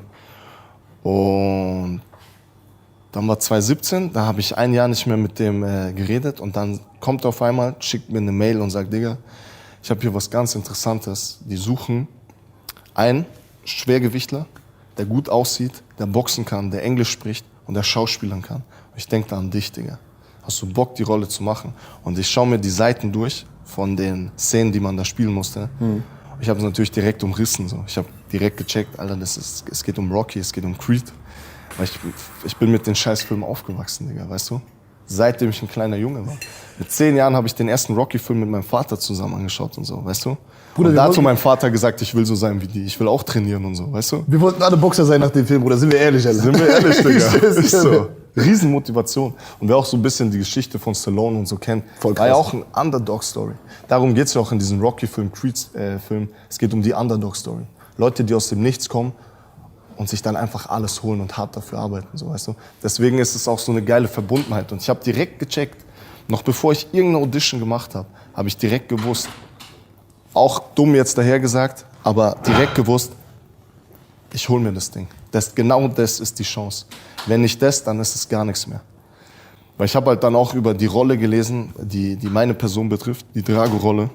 Habe halt direkt gecheckt, Alter, das bin ich. Das 80-85% von der Rolle ist in mir drin. Und genau so bin ich an die Auditions rangegangen. Für mich war nie Zweifel. Natürlich Druck, Nervosität auch, klar. Aber ich habe gewusst, Digga, wenn die mich nicht nehmen, sind die dumm, Alter. Ich bin das. Das ist meine Rolle. Das ist meine Chance. Dann Auditions hin, her. Und irgendwann sagen die so, ja, die feiern dich krass und so und Stallone will mit dir skypen, so. Und dann war natürlich so, was, Stallone will mit mir skypen? Ja, der hat gesagt, hier 1 Stunde Skype, hier sind 2 neue Szenen, bereit die mal vor. Und dann will er halt mit dir ein bisschen blubbern und so weiter. und mal schauen, ob es passt oder nicht. Bin ich nach Rumänien geflogen. Rumänien war damals schon Wirbel, weil die Leute haben schon gerochen, irgendwas passiert. Und du warst ja auch, man muss auch sagen, du warst ja auch in dem einen Musikvideo von einer, ist glaube ich auch eine Rumänin. Eine Serbin. Eine Serbin, aber balkanmäßig halt. Ja, ist die größte Balkansängerin auf der Welt. Und da warst du ja auch mal in dem Musikvideo drin. Und Das da ging gab's auch schon so ins Gerüchte. Schauspielerische so ein bisschen. Ja. Da hat man schon auch gecheckt, Ja. der wirkt gut auf der Kamera, Ja. der hat ein paar Sachen drauf und so weiter. Das hat auch so einen Hype schon ausgelöst auf dem Balkan, ne? Ja. Ja, Bruder, die spielt Konzerte vor 150.000 Zuschauern. Ja. Die ist Endstufe da in Jugoslawien, Ex-Jugoslawien. Wirklich ganz krass, die Frau. Ja, Mann. Und da habe ich aber auch schon gemerkt, so vom Feedback auch und so, da hieß es auch so, Digga, du solltest mehr in die Richtung machen. Da fing es halt schon so an, weißt du. Und dann fliege ich dann nach Rumänien, bereite die Szenen vor. Ich habe, glaube ich, da wirklich 3 Tage lang nur auf die Szenen hingearbeitet und so weiter. Und dann mache ich diese Szenen, 2 Szenen waren es. Ist auch zu krass. Da war so ein riesen Fernseher und ich rede mit so einem Casting Agent, Cast Agent so. Also der für die Suche verantwortlich war, wen sie da casten. Blub, blub, hinhauen. Und dann sagt sie so, dreht sie so die Kamera und sagt so, ja, now meet Stallone, meet Mr. Stallone. Und dreht so die Kamera. Und dann sitzt Und der Bruder steht einfach vor mir, Alter. Scheiße, yo. What's going on, man? What's going on, you motherfucker? Krass, Alter. Und das war, ich schwör dir, das waren so 5 Sekunden, da rutscht dir einfach das Herz in die Hose. Voll in die Hose, Weil da ja. habe ich gemerkt, der Shit ist real, Digga. Ja, Mann. Weil da, ich habe noch immer so gezweifelt, so, was soll jetzt Stallone auf der anderen Seite auftauchen, so. Und dann war es halt wirklich, Digga. Und dann haben wir angefangen zu blubbern. Und ich schwör dir, ich hatte diese 5 Sekunden, so, fuck, es ist wirklich. So, shit happens, right here, right now. Und dann habe ich gewusst, okay, und jetzt gib ihm. Fick ihn, zerreiß alles. Und genauso bin ich an die Sache. Ich habe da nicht eine Sekunde mehr ihn gesehen oder irgendwas. Du hast nur. Das ist aber auch so ein bisschen so Talent von mir, dass ich da abschalte und einfach mein Ding durchziehe, weißt du? Und ich muss auch sagen, das ist genau der Grund, warum du auch dann am Ende die Rolle gekriegt hast, Bruder. Du bist von Anfang an da reingegangen, ich krieg die Rolle. Du hast nicht gezweifelt, du hast nicht eine Sekunde gezweifelt, Bruder. Dir war immer klar, du kriegst die Rolle. Aber da sind wir auch wieder bei wahrhaftig, nicht Ja. dran gezweifelt. Ich habe das einfach gefühlt, gespürt, was auch immer. Das war Gott, Bruder, das war vorgeschrieben. Man kann sich viel einreden Ja. am Ende des Tages, Ja. aber das habe ich wirklich innen drin gefühlt. Und dann spiele ich die 2 Szenen, Digga, und Boah, das ist auch krass. dann sagt er so, dann fängt er wieder an zu reden, sagt, ja, es war nicht schlecht und so weiter, dies, das. So, und dann hat er so gemeint, ja, aber ich merke noch, es ist zu viel gespielt bei dir. Ich will sehen, wie du wirklich bist. Und dann sagt er so, ich will mit dir einen Freestyle machen. Diesen Freestyle muss ich dir mal zeigen, den habe ich immer noch auf dem Handy, Digga. Er sagt zu mir, ich will mit dir einen Freestyle machen. Ich bin jetzt Rocky, du bist Drago und ich werfe dir einfach Sachen an den Kopf und ich will sehen, wie du reagierst, aber spiel den Charakter. Und dann hat er losgelegt. Wie lange ging das? 2-3 Minuten Freestyle. Und dann machen wir den Freestyle und ich war halt schon da voll in der Rolle drin. Du musst dir vorstellen, das war eine Riesenhalle damals in Rumänien. Da waren auch schon Kamerateams da aus Rumänien, weil die lassen sich sowas natürlich nicht entgehen. Klar. Glaubst du, ich habe da noch irgendwen gesehen? Ich habe ja nichts mehr wahrgenommen. Ich habe da nur einen Atzen gesehen vor mir im Fernseher und ich wollte den ficken, Alter. Ganz einfach, Mann. Verstehst du was? Ich war so in der Rolle drin, Alter. Und dann ist es vorbei und er lockert mich auf, weil er auch gemerkt hat, so, ich bin noch immer im Ding drin. Ich sag, beruhig dich. Und es war ja sehr intensiv auch alles so. Und dann ist es einfach nur so krass. Wir haben noch ein bisschen geredet, so, wo ich herkomme, dies, was ich mache und so weiter, wie meine Pläne sind. Ich habe ihm auch da direkt, er meinte so, ja, was sind so deine Verpflichtungen dann ganz am Schluss? Und dann sage ich so, meine Verpflichtung ist der Film jetzt. Ganz einfach. Und er so, alles klar, Mann, weiß ich Bescheid. Dann war 3 Wochen nix. Und natürlich diese 3 Wochen, das war so. Boah, Digga. Ja, und du musst dir auch vorstellen, ich habe niemandem was gesagt. Ich habe nicht mal meinen Eltern was gesagt. Das hast du mir erzählt, Bruder. Meine Eltern haben mich auch dauernd gefragt, was hast du da gemacht? Und ja, ist egal. Weil, weißt du, wenn du dann deinen engsten Leuten anfängst davon zu erzählen, die freuen sich ja dann mit dir. Und wenn es dann wirklich nicht klappen sollte, so die Enttäuschung ist halt dann auch, ich wollte es einfach erstmal für mich behalten, so, weißt du? Und dann kommt der Anruf, 3 Wochen später, es war dann Mitte Dezember, und siehst so, Digga, die wollen, dass du nach L.A. kommst. So, du bist nah dran an der Rolle, so. Und die wollten, dass ich nach L.A. komme, weil für Stallone war es klar, so der Typ, so den habe ich entdeckt, so der ist für mich, der hat die Rolle. Aber dann gab es einen Wechsel auf dem Regisseurstuhl. Und der Regisseur hatte ein paar andere Anforderungen an die Rolle. Vom Optischen hat alles gepasst, aber was das Schauspielerische angeht, weil da kam nämlich der Wechsel von dem Motherfucker, den Stallone wollte, zu einem Beast. Schauspieler. Ja, zu einem Beast, der sehr emotional ist. Ich spiele in dem Film wirklich ein Tier, aber eigentlich bin ich noch ein Junge und sehr verletzlich, weißt du? Darum geht's eigentlich. Das ist doch echt, Bruder. Ist echt. nur ich weiß, was du meinst, aber der Regisseur hat natürlich gedacht, okay, das ist ein Typ, der fetzt einfach, der isst die Gewichte im Gym und so weiter, aber der hat nicht diese emotionale Seite. Da hat er sich natürlich getäuscht, der Wollte Bruder. ich gerade sagen, Bruder. Genau, Ja. dann fliege ich dann nach L.A. und ich habe ja die Vorgaben bekommen und ich sehe das so und für mich war so, anderen hätten sich so gedacht, fuck, jetzt emotional, jetzt noch mehr Anforderungen, für mich war das so geil. Das bin ja noch mehr ich. Ja. Verstehst du? Ja. Jetzt bin ich ja 100% die Rolle. Jetzt gehe ich da rein, Alter. Und genauso habe ich es gemacht. 4 Tage lang gearbeitet mit dem Regisseur. Mit Michael B. zusammengearbeitet, ein paar Szenen mit dem gemacht. Dann heimgeflogen. Und der Main Producer hat mich damals schon angerufen und hat gesagt, Digga, du hast zerrissen, es schaut sehr gut für dich aus. Und dann an Weihnachten, Kam die wie Rolle, gesagt, Bruder. kam und du hast Vertrag ist da und gib ihm. Aber Bruder, du hast ja schauspielerische Erfahrung gar nicht, oder? Vorher gehabt. Außer jetzt das eine Musikvideo, wo du mitgespielt hast? Ein Paar paar Sachen. Shootings, ein paar...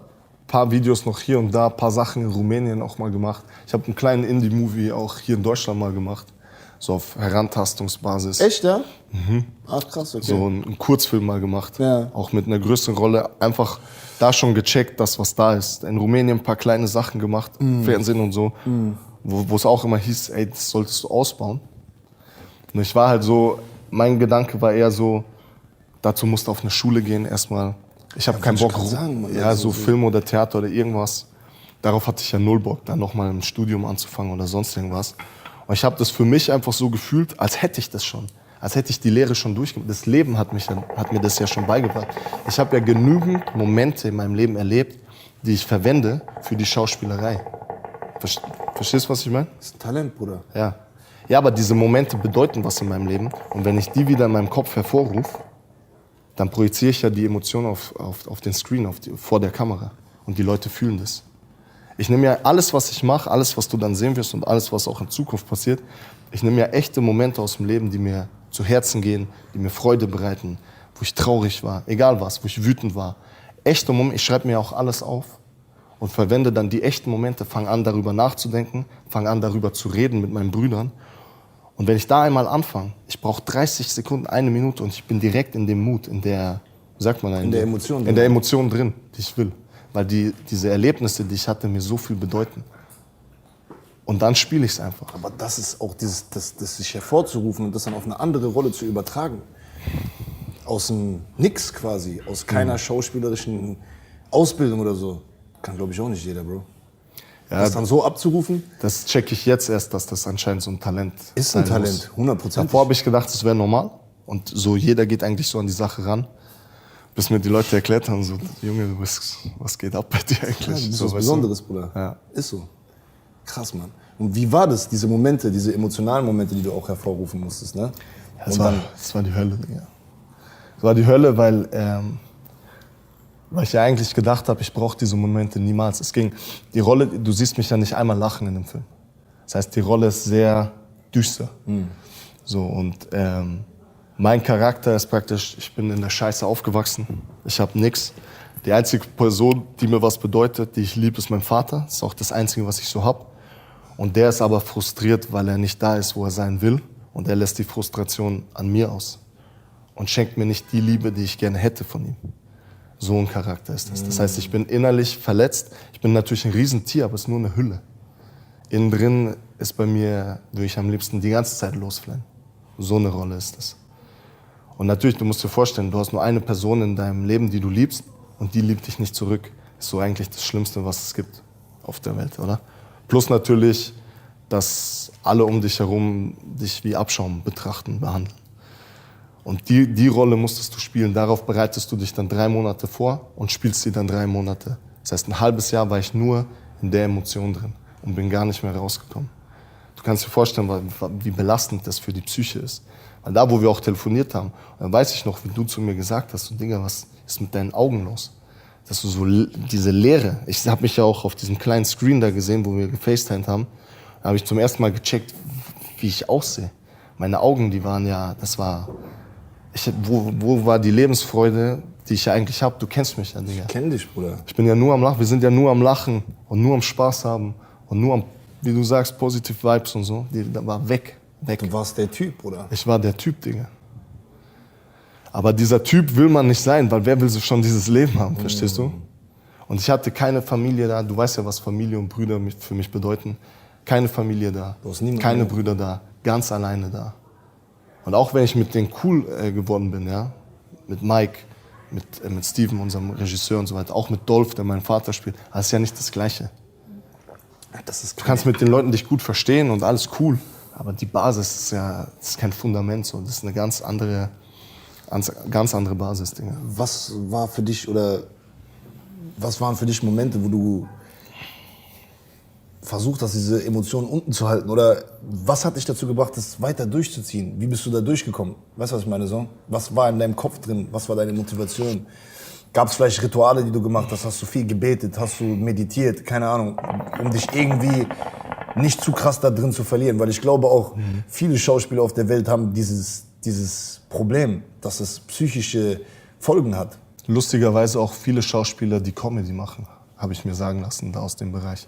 Die sind am abgefucktesten im Hirn. Ja. Weil die immer lustig sein müssen. Gar keinen Bock mehr haben, lustig zu sein. Die würden gerne mal ihre echten Emotionen rauslassen.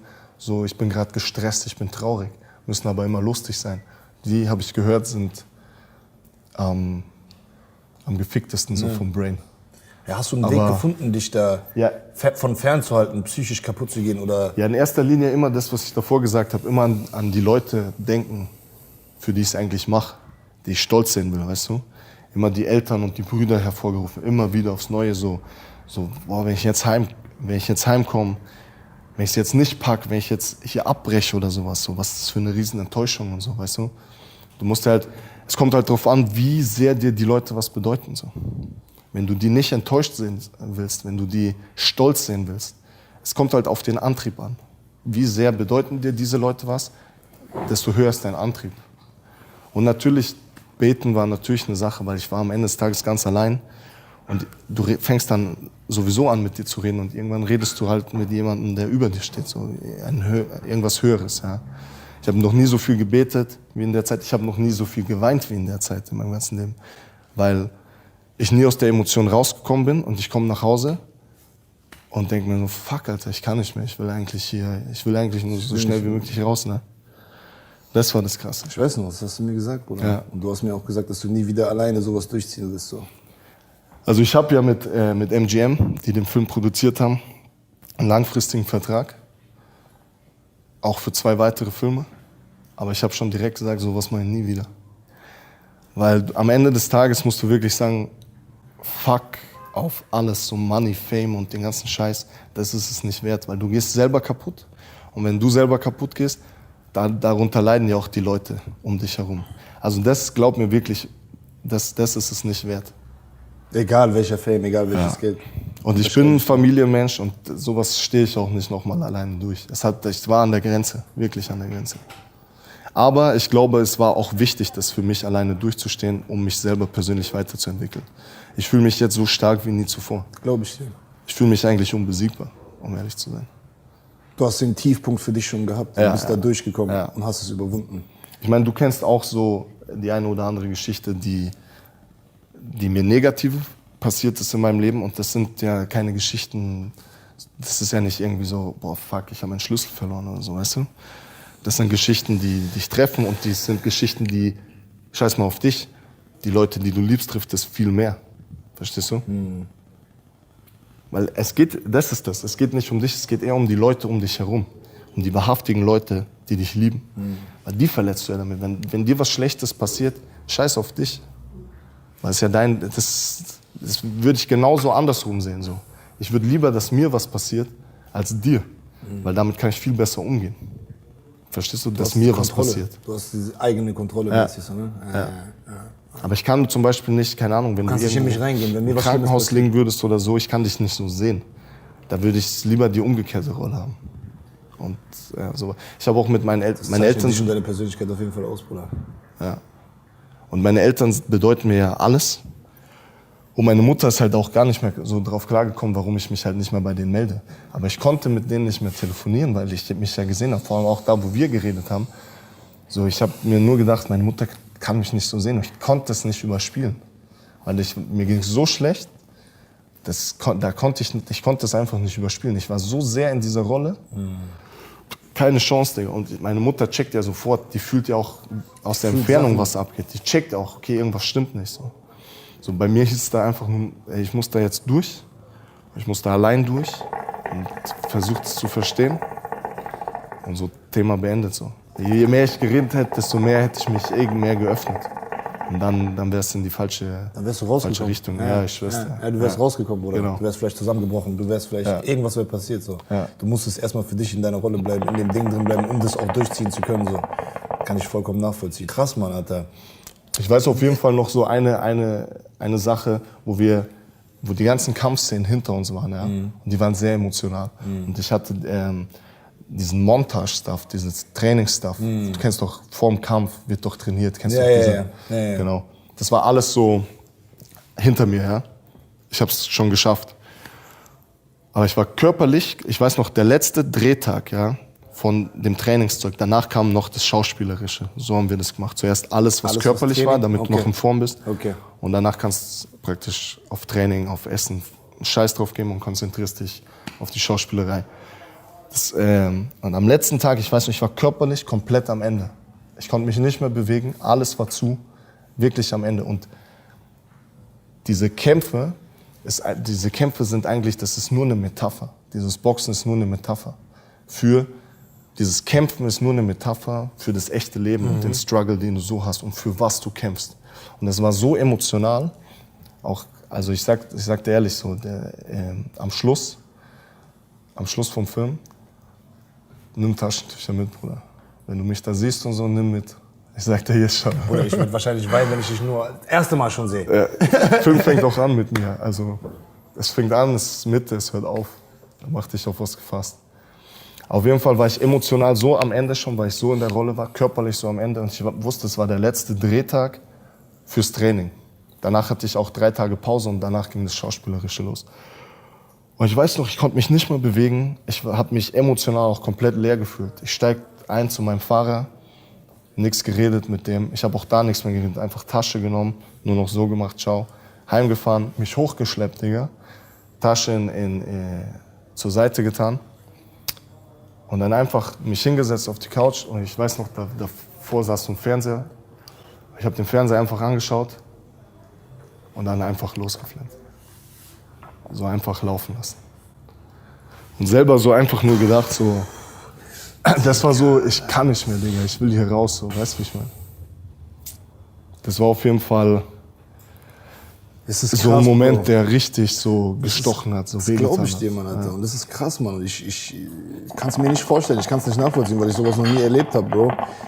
Aber wenn du es so erzählst und ich spüre das, weißt du, ich spüre das bei dir, wenn du sowas erzählst. Ich sehe das in deinen Augen, was du da wirklich erlebt hast, so. Ich versuche mich auch gerade. Macht es dich kaputt? Meinst du nicht, dass das dich, sagen wir mal, du würdest das 10 Jahre, 15 Jahre lang immer wieder so durchmachen, ne? Wenn ich alleine wäre, schon. Wenn ich heimkomme und ich weiß, meine Brüder sind da und ich kenne euch ja, weißt du, ich kenne dich, ich kenne die machen, ich habe gar keinen Bock eigentlich, euch zu sehen. Ja, die machen einen dummen Spruch, ich fange an zu lachen und das ist halt, es geht mir für den Moment wieder gut. Und das ist noch die Kunst, die ich halt nicht drauf habe. Du musst als Schauspieler, du musst rauskommen. Sobald die Kamera zuklappt, der Tag ist beendet, musst du umswitchen. Aber ich bin der Newbie gewesen. Ich habe ja eigentlich keine Ahnung erstmal gemacht, wie ich an die Sache rangehe. Das sind natürlich auch Erfahrungen.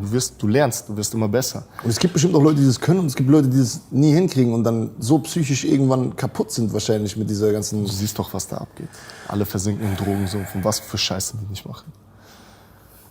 Ich bin auf jeden Fall, wir werden es sehen. Bruder, ich mache mir auch Sorgen, Bruder. Ja. Weißt du, was ich meine so? Weil die ganze Scheiße ist nicht ohne, Bruder. Ich kann dich nur beruhigen, die nächsten Sachen, was kommen, die sind nicht mehr so emotional. Okay. Die gehen nicht mehr so in die Tiefe. Und du hast schon Erfahrung gemacht, du bist auch stabiler, was das angeht und so. Das natürlich. Ich weiß auch jetzt, wie ich an die Sachen davor, ich bin ja dahin geflogen und hatte ja gar keinen Plan, Digga. Ja, wir waren, okay, gehen wir mal auf ein Thema, Bruder. Guck mal, Bruder, also das muss jetzt hier auf jeden Fall drauf sein. Hast du deine Seele verkauft, Bruder? Nein, auf jeden Fall nicht, Bruder. Du weißt, Bruder, du bist da bei den Leuten, wo viele Leute sagen, da sind die Leute, Mann. Die Leute, wir brauchen nicht zu sagen, welche Leute ich meine. So. Ja. Nee, ich bin immer noch der. Viele Leute denken, dass es irgendwie, wenn du es dahin schaffst, wenn du es in so einen Hollywood-Film schaffst, wenn du es in so Sachen reinschaffst, in den großen Mainstream, dann kommt der Tag, wo du einen Vertrag unterschreiben musst, wo du irgendwelche Rituale mitmachen musst, es gibt viele Verschwörungstheorien, was das angeht. Und du warst da, weißt du? Und deswegen würde ich dich gerne mal fragen, gibt's sowas? Ist das echt? Es gibt sowas, es ist echt. Und jetzt, weil wir davor von Glück geredet haben, ich sag dir jetzt mal, wo mein Glück ins Spiel gekommen ist. Mein Glück war, dass mein Durchbruch, meine erste Rolle jetzt, meine erste Hauptrolle in dem Umfeld war, wo ich da reingekommen bin. Dieses Creed-Rocky-Universum mit den MGM-Leuten und so weiter. Weil die sind ohne Scheiß, ist wie eine Familie da. Was Stallone angeht, Stallone kommt ja auch aus der Scheiße, weißt du? Stallone ist auch der Grund, warum er gesagt hat, ich will auf jeden Fall einem Unbekannten die Chance geben. Die hätten ja auch irgendeinen nehmen können, einen etablierten Schauspieler. Von seinem Gefühl, sein Instinkt ist ja immer, neuen Leuten die Chance geben. So wie auch Dolph die Chance gegeben hat, der Ivan Drago spielt. Der war ja auch nix. Und der hat da irgendwo beim Casting gesehen, hat gesagt, du bist... Das ist halt das Talent von Stallone, der hat ein Auge für sowas, weißt du? Er hat vielen Leuten die Chance gegeben. Auch, überleg mal, wie viele Franchises der auch gemacht hat. Rambo, Expendables, der ist ja, brauchen wir nicht reden. Ne? Und der will das, Bruder. Das zeichnet ihn voll krass aus. So. Aber er geht auch ein hohes Risiko damit ein. Ja, klar, weil es kann auch nach hinten losgehen, ne? Sehr. Vor allem auch, wenn es dann wirklich losgeht, unterschätzt den Druck nicht. Und viele Leute zerbrechen unter dem Druck. Ja, und ich glaube auch gerade, wie du es auch vorhin schon gesagt hast, in diesen Kreisen, ne? In diesen Schauspielerkreisen oder in dieser ganzen Szene so, schiebt man sich gegenseitig so ein bisschen die Rollen immer zu, weißt du? Da werden nur 100%. etablierte Leute werden immer wieder reingecastet und werden angenommen. Das ist ja hier in Deutschland auch nicht anders so. Es ist, glaube ich, voll schwer als ein Externer das zu schaffen. Ist Außer schwer. es ist jemand da, der was zu sagen hat, der auch wirklich sagt, ich will neue Talente entdecken, ich will jungen Leuten die Chance geben, auch so zu werden wie ich, weißt du? Für mich natürlich jetzt von Vorteil, weil dadurch, dass ich natürlich mit allen gut bin, mit Mike bin ich wirklich ganz eng. Stallone sowieso als mein Entdecker und auch Dolph, der war für mich wie eine Vaterfigur. Wir haben ein ganz gutes Verhältnis. Wie war das so mit denen persönlich so? Mit Dolph? Allgemein, mit allen von den dreien. Also mit so ein paar Anekdoten, wo du sagst, Alter, guck mal, das und das habe ich mit denen erlebt, da habe ich gemerkt, die sind so und so oder was, keine Ahnung. Das ist bestimmt sehr interessant für die Leute da draußen. Ja, also Michael B., der würde ich sagen, wäre einer von uns. Den könnten wir jetzt hier hinstellen, Alter. Der wird auf jeden Fall sich gut mit uns verstehen. Der ist am Start, der Bruder. Guter Mann, ja. Geil. Kennst du das, wenn die Leute auch so relativ von Anfang schon über Loyalität und sowas labern? Aber du denkst dir erstmal, großer Begriff, Bruder, so da muss man auch erstmal zeigen. Wenn mir einer dann erstmal von Loyalität was vorschwafelt, glaube ich natürlich erstmal nicht dran, vor allem nicht so einem, dem es scheißegal ist. Aber er hat halt nicht auf mich geschissen. Er hätte hart auf mich scheißen können. Aber er hat immer geschaut, auch wenn es in dem Fall nicht so viel gebracht hat, weil ich dann eher doch mich zurückgezogen habe und für mich allein sein wollte. Aber er hat immer geschaut, dass es mir gut geht, dass er mich rausholt, dass wir was machen, dass wir auch in Clubs oder Bars gehen oder so weiter. Weißt du, Er hat doch einfach sein Ding machen können auf dich. Vollgas. Jeder spielt seine Rolle und fertig, so, ne? Auch oft ins Training mit reingeholt. Ja. Ich hatte ja auch oft bevor das Shooting anfing, wir mussten ja in Topform kommen. Oftmals auch so, heute gehe ich nicht ins Training, ich habe keinen Bock, ich will einfach. Und dann klopft's an der Tür, weil wir haben ja im gleichen Ding gewohnt und so weiter. Dann heißt es, schwing deinen Arsch raus, Digga. Let's go. Und dann ist halt auch ein anderer Vibe, weißt du? Das persönliche. Chillst halt da nur mit den Schwarzen, hörst die Mucke und so, fühle ich mich ja wohl und so. Das ist ja so diese Attitude, dieser Street-Vibe, den die ja haben. Geil. Da bin ich dann kurzzeitig dann wieder rausgekommen. Da bist du noch happy dann auch ja, so, ne? Ja, so ein paar Körbe geworfen und so, aufgelockert, ein paar Witze gemacht und so. Geil. So. Dolph das Gleiche, der Ivan Drago spielt, Dolph Lundgren. Brutaler Typ, Digga. Ja? Ja. Einer der menschlichsten Typen, die ich in meinem ganzen Leben kennengelernt habe. Und der ist ja auch eine Legende, also Action-Legende. Allein nur, dass er Ivan Drago da gespielt hat. Ja. Dieses Ivan Drago sagt, das war schon verwenden so. auch viele Rapper eigentlich. So als Maschine, so, weißt du? Stimmt, ja. Ivan Drago wird immer wieder gedroppt, so in den Lines, ne? Wird immer wieder gedroppt. Ja, und der war auch bei den Expendables dabei und so Ja, weiter. Mann. Ist schon Legende. Und der hat sich auch krass um mich gekümmert. Der hat so richtig versucht, so eine Vater-Sohn-Beziehung aufzubauen. Hat wirklich oft geschaut, komm, lass zusammen trainieren, lass zusammen essen gehen, lass zusammen über die Szenen gehen und so weiter, weißt du? Das ist voll krass, Mann. Das finde ich voll schön zu hören, Mann. Weil man kann ja denken so, ey, da kommt irgend so ein Neuer aus Deutschland. Das meine ich mit dem Glück, dass die so waren. Ja. Die hatten ja Das kann auch wirklich- ganz anders laufen, glaube ich. Ganz Du genau. wirst da wie Dreck behandelt, weil du noch kein richtiger Schauspieler bist. Die nehmen dich nicht ernst, die respektieren dich nicht. Ja. Und das hätte dich Und wahrscheinlich... das kann ja ich aber nicht von denen einfordern. Nein, das muss Das von muss denen von kommen. denen kommen, Ja, Digga. Mann. Und deswegen läuft der Film ja auch so gut. Deswegen wird er überall abgefeiert. Deswegen wird diese Drago-Seite auch überall abgefeiert, weil die Beziehung zwischen mir und ihm echt war. Wir haben uns wirklich gemocht. Ich habe wirklich so zu ihm aufgesehen, genauso wie er sich. Du musst dir vorstellen, wo er von Stallone entdeckt war, ist ein Junge aus Europa, 27, hat auch so einen Kampf-Background, nichts mit Schauspielerei am Hut und kriegt seine erste Hauptrolle in Rocky 4. Er hat Die gleiche Story. er hat viel in mir so gesehen, er hat sich von früher gesehen und gesagt, ich helfe dem Jungen, weil ich war in der gleichen Position, so, was ja geil ist. Das ist ja auch nicht selbstverständlich. Nee, ist es nicht. Und das war auch so eine wahrhaftige Beziehung, die wir hatten und das sieht man halt einfach auf dem Bildschirm dann. Und bei Mike genauso. So, ich weiß nicht, wie viel ich jetzt über den Film sagen soll. Ja, erzähl ruhig ein bisschen so. Ja, ich will weißt du, nicht was zu meine? viel, Nicht zu viel spoilern, aber also an der Stelle ist wahrscheinlich so, dass ihr den Film noch nicht gesehen habt. Ich werde das Video wahrscheinlich vorher raushauen, weil der Film ja in Deutschland leider erst wann kommt der? 24. Ja, 24. Januar rauskommt. Wir drehen Du das siehst jetzt- ihn früher. Sie sind am 29. Dezember gerade. Ich sehe ihn früher. Das ist ja eine Kette. Ein bisschen vorsichtig. Ja? Passt das wieder? Ist gut? Yes, Freunde, wir haben ganz vergessen, dem Laden, wo wir das Interview jetzt gefilmt haben, einen Shoutout zu verpassen. Wir sind hier im Rauchwolke Berlin, Karl-Marx-Straße. 134, kommt hier vorbei, ist ein Bro von mir. Ja, Mann, Alter. Peace out. Geile Shisha hier, kann ich nur empfehlen.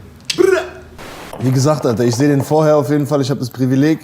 Und deswegen kannst du schon ein bisschen erzählen, aber vielleicht keine Schlüsselsachen. Was ich auf jeden Fall sagen kann ist, viele, weil es schließt ja an den 4. Teil von Rocky an, Ja, wo Drago gegen Rocky verloren hat. Und Drago war ja derjenige, der den Vater von Creed im Kampf umgebracht hat. genau. Es ist halt so passiert in Ja, Boxkampf. Apollo, ne? Ja, genau, Apollo Ja, Mann. Creed, ja, Mann. Ja, boah, Bruder. Oh, shit. Und ich kann auf jeden Fall so viel sagen, Drago war damals so eine Person, die hat man auf jeden Fall gehasst, weil er war so eine Killermaschine ohne Emotionen. Ich weiß noch, Er ganz hat den genau. Guten umgebracht und du wolltest, dass er verliert. Und das ist halt bei meinem Charakter nicht so. Weil der Hass, der in dem Film irgendwann vorkommt und sich auch ein bisschen durchzieht, kommt nur von der Vaterseite, nicht von mir. Bei mir ist es eher so, ich mache das, was mein Vater mir sagt, weil es ist mein Vater.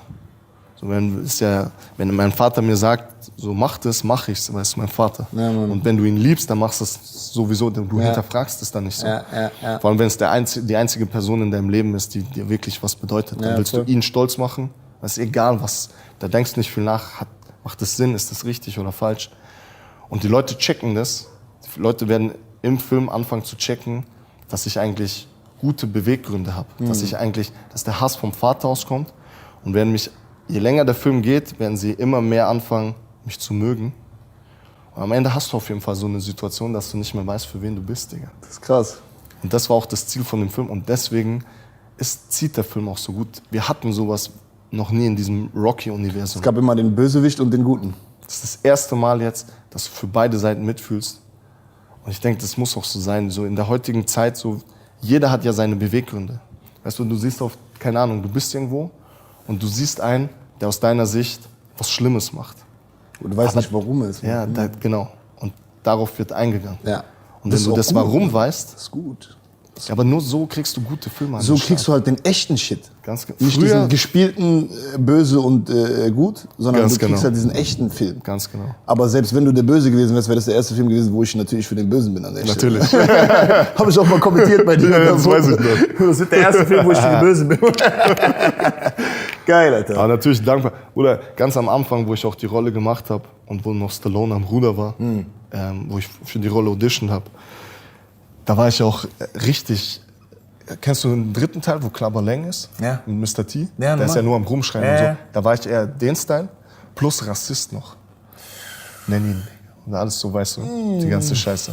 Weißt du, wie schwer mir das auch so, wo ich das gespielt habe, über die Lippen kommt.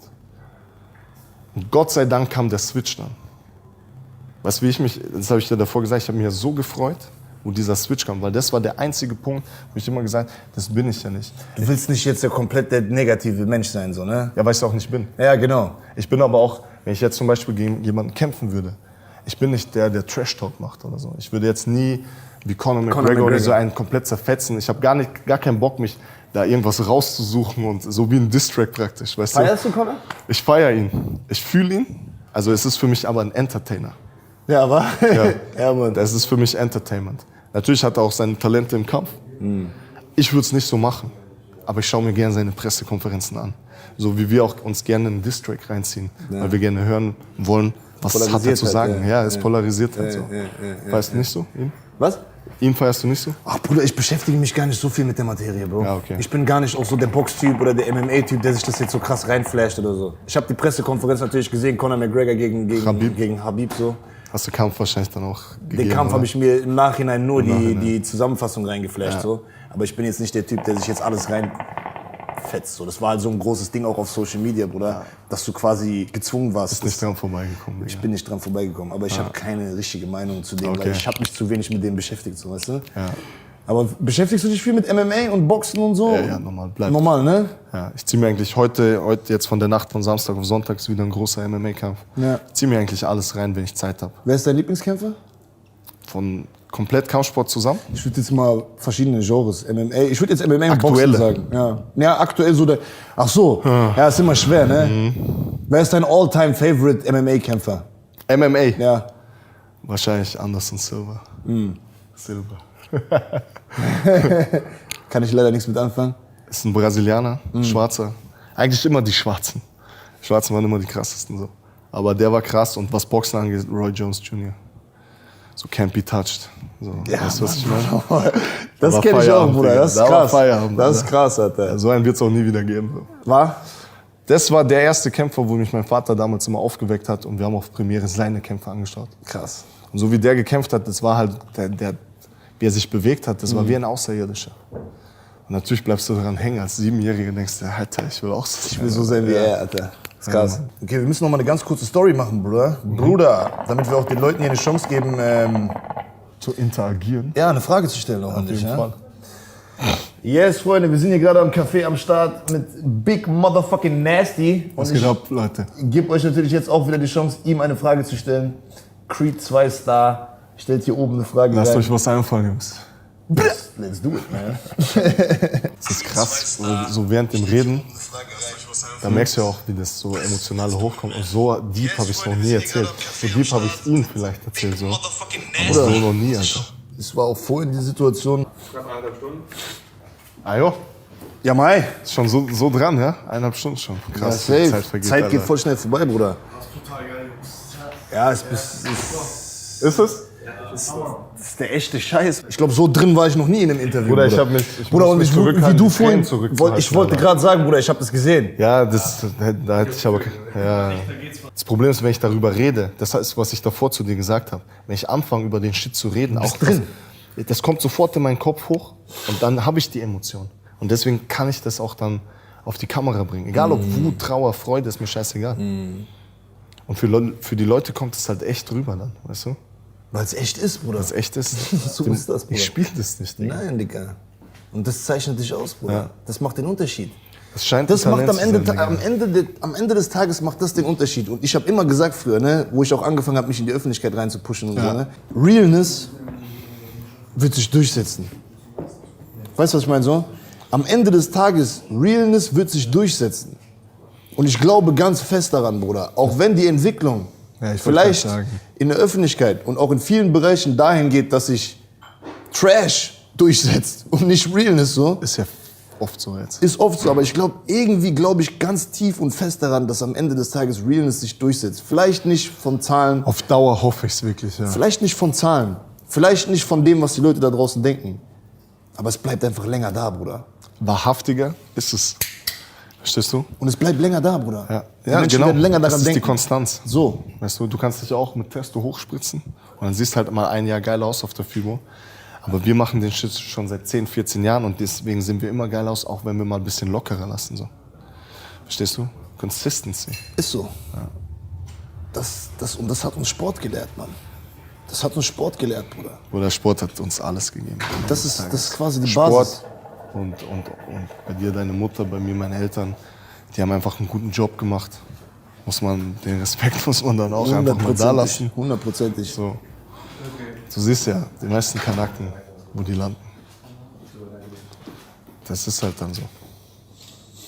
Es ist nicht selbstverständlich, dass wir zwei den Weg gegangen sind. Nee. Sogar auch Mit der Vergangenheit, mit die wir haben. 28. Ja. Hast du manchmal gedacht, da lebe ich gar nicht mehr.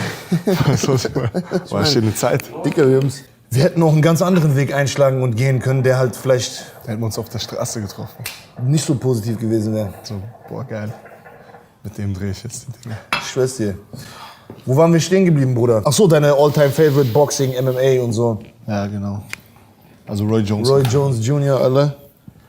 MMA ist natürlich dann irgendwann gekommen so. Ja, was war auch ja- ein Riesenhype jetzt ist. Ja. Aber mit Boxen bin ich groß geworden, von klein auf. Und das schaue ich halt bis heute noch. Also Roy Jones, jetzt zum Beispiel, ich weiß nicht, ob du dich da auskennst, Schwergewicht im Boxen geht gerade wieder gut ab. Wilder, Fury, Joshua. Sagen die Namen? Joshua kenn ich. Joshua, auch Schwarzer. Hat er nicht gegen Dix gekämpft? Gegen einer von den Klitschkos? Doch, Ja, ne? hat ihn auch zersägt. Ja? War ein krasser Kampf. Krass, Jetzt Alter. im Dezember war ein krasser Kampf. Wilder, ein Ami, Schwarzer, gegen den Briten Fury. Auch einer der krassesten Kämpfe, die ich in der letzten Zeit gesehen habe. Echt, ne? Kannst du dir mal Fieberst du rein. richtig mit, ne? Ja, da bin ich drin. Da weißt du noch, wie wir den Steht bestimmt geschaut vor dem Bildschirm. haben. Ja, das war original so. Siehst du, ich hab's gewusst. Das war original Ich so. hab's gewusst, Bruder. Wirklich so, Alter. Ich schwör's dir. Ich hab's gewusst, Bruder. Ja, das Messi- packt mich halt dann so. Messi weißt ist du. krank, Bruder. Okay, Bro, Alter, ich würde sagen, lass uns auch noch mal ein paar andere Themen ansprechen.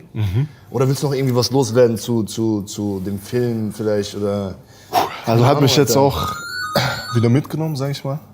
Dadurch, dass ich wieder voll ins Emotionale rein. Es tut, ich schwöre dir, das ist auch, das wollte ich noch sagen. Am Ende des Tages war es auch ein bisschen wie so eine Therapie, Digga. Weißt du? Ich habe ja diese Themen, die mich wirklich getroffen haben, negative Momente in meinem Leben, die habe ich ja nie behandelt. Sie sind passiert und dann weg. Weil du willst dich damit nicht beschäftigen. Und glaub mir, darüber reden bringt so viel. verarbeitest den Shit, ne?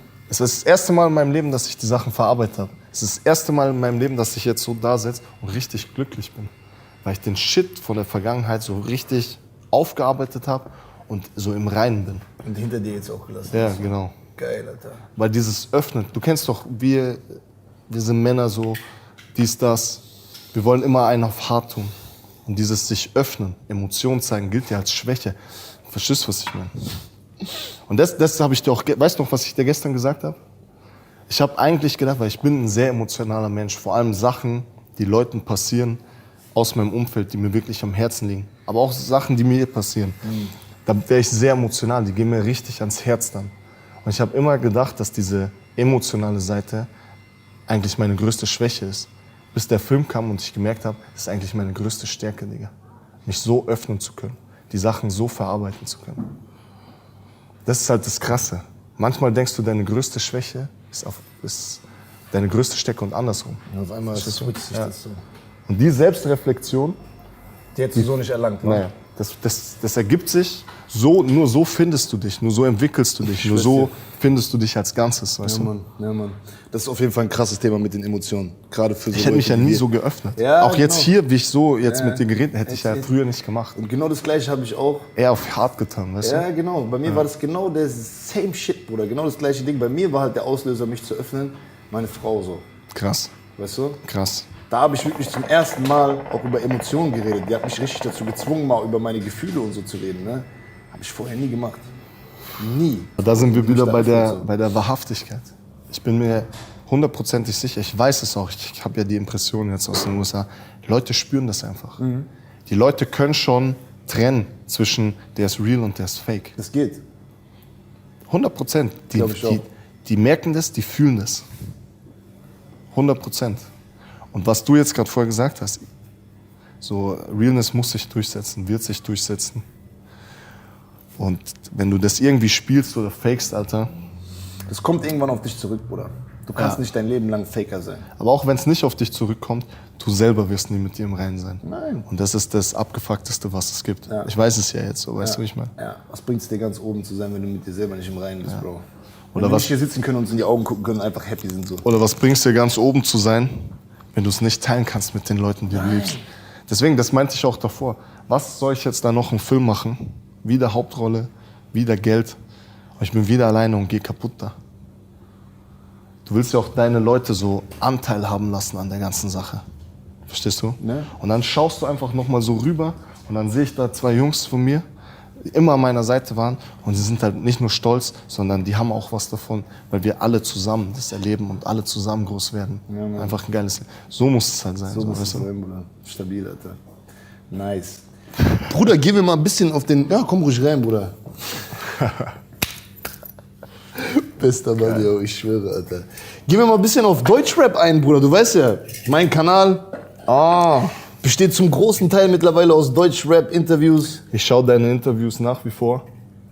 Auch in der Zeit, wo ich ja drüben war und es mir nicht so gut ging, habe ich mir oft deine Sachen einfach reingepresst, weil es mich entertaint hat und mich halt wieder ein bisschen abgelenkt hat. Weißt du noch den einen Tag, Bro? Natürlich weiß ich den Digga, noch, das Alter. ist verrückt, das müssen wir hier erzählen, Alter. Halt, hau raus.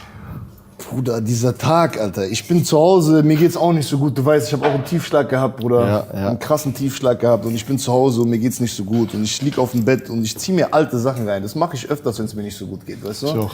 Zieh mir alten Stuff rein und bleib so auf ein paar Sachen manchmal hängen so. Und dann habe ich mir ein Video reingeflasht von uns, vom Frankfurt World Fitness Day, wo wir da rumgespastelt sind und so ein paar Challenges gegenseitig gemacht haben, Bro. Krass. Und ich flash mir das rein und ich denk mir, ey, mach mal eine Story davon, weißt du?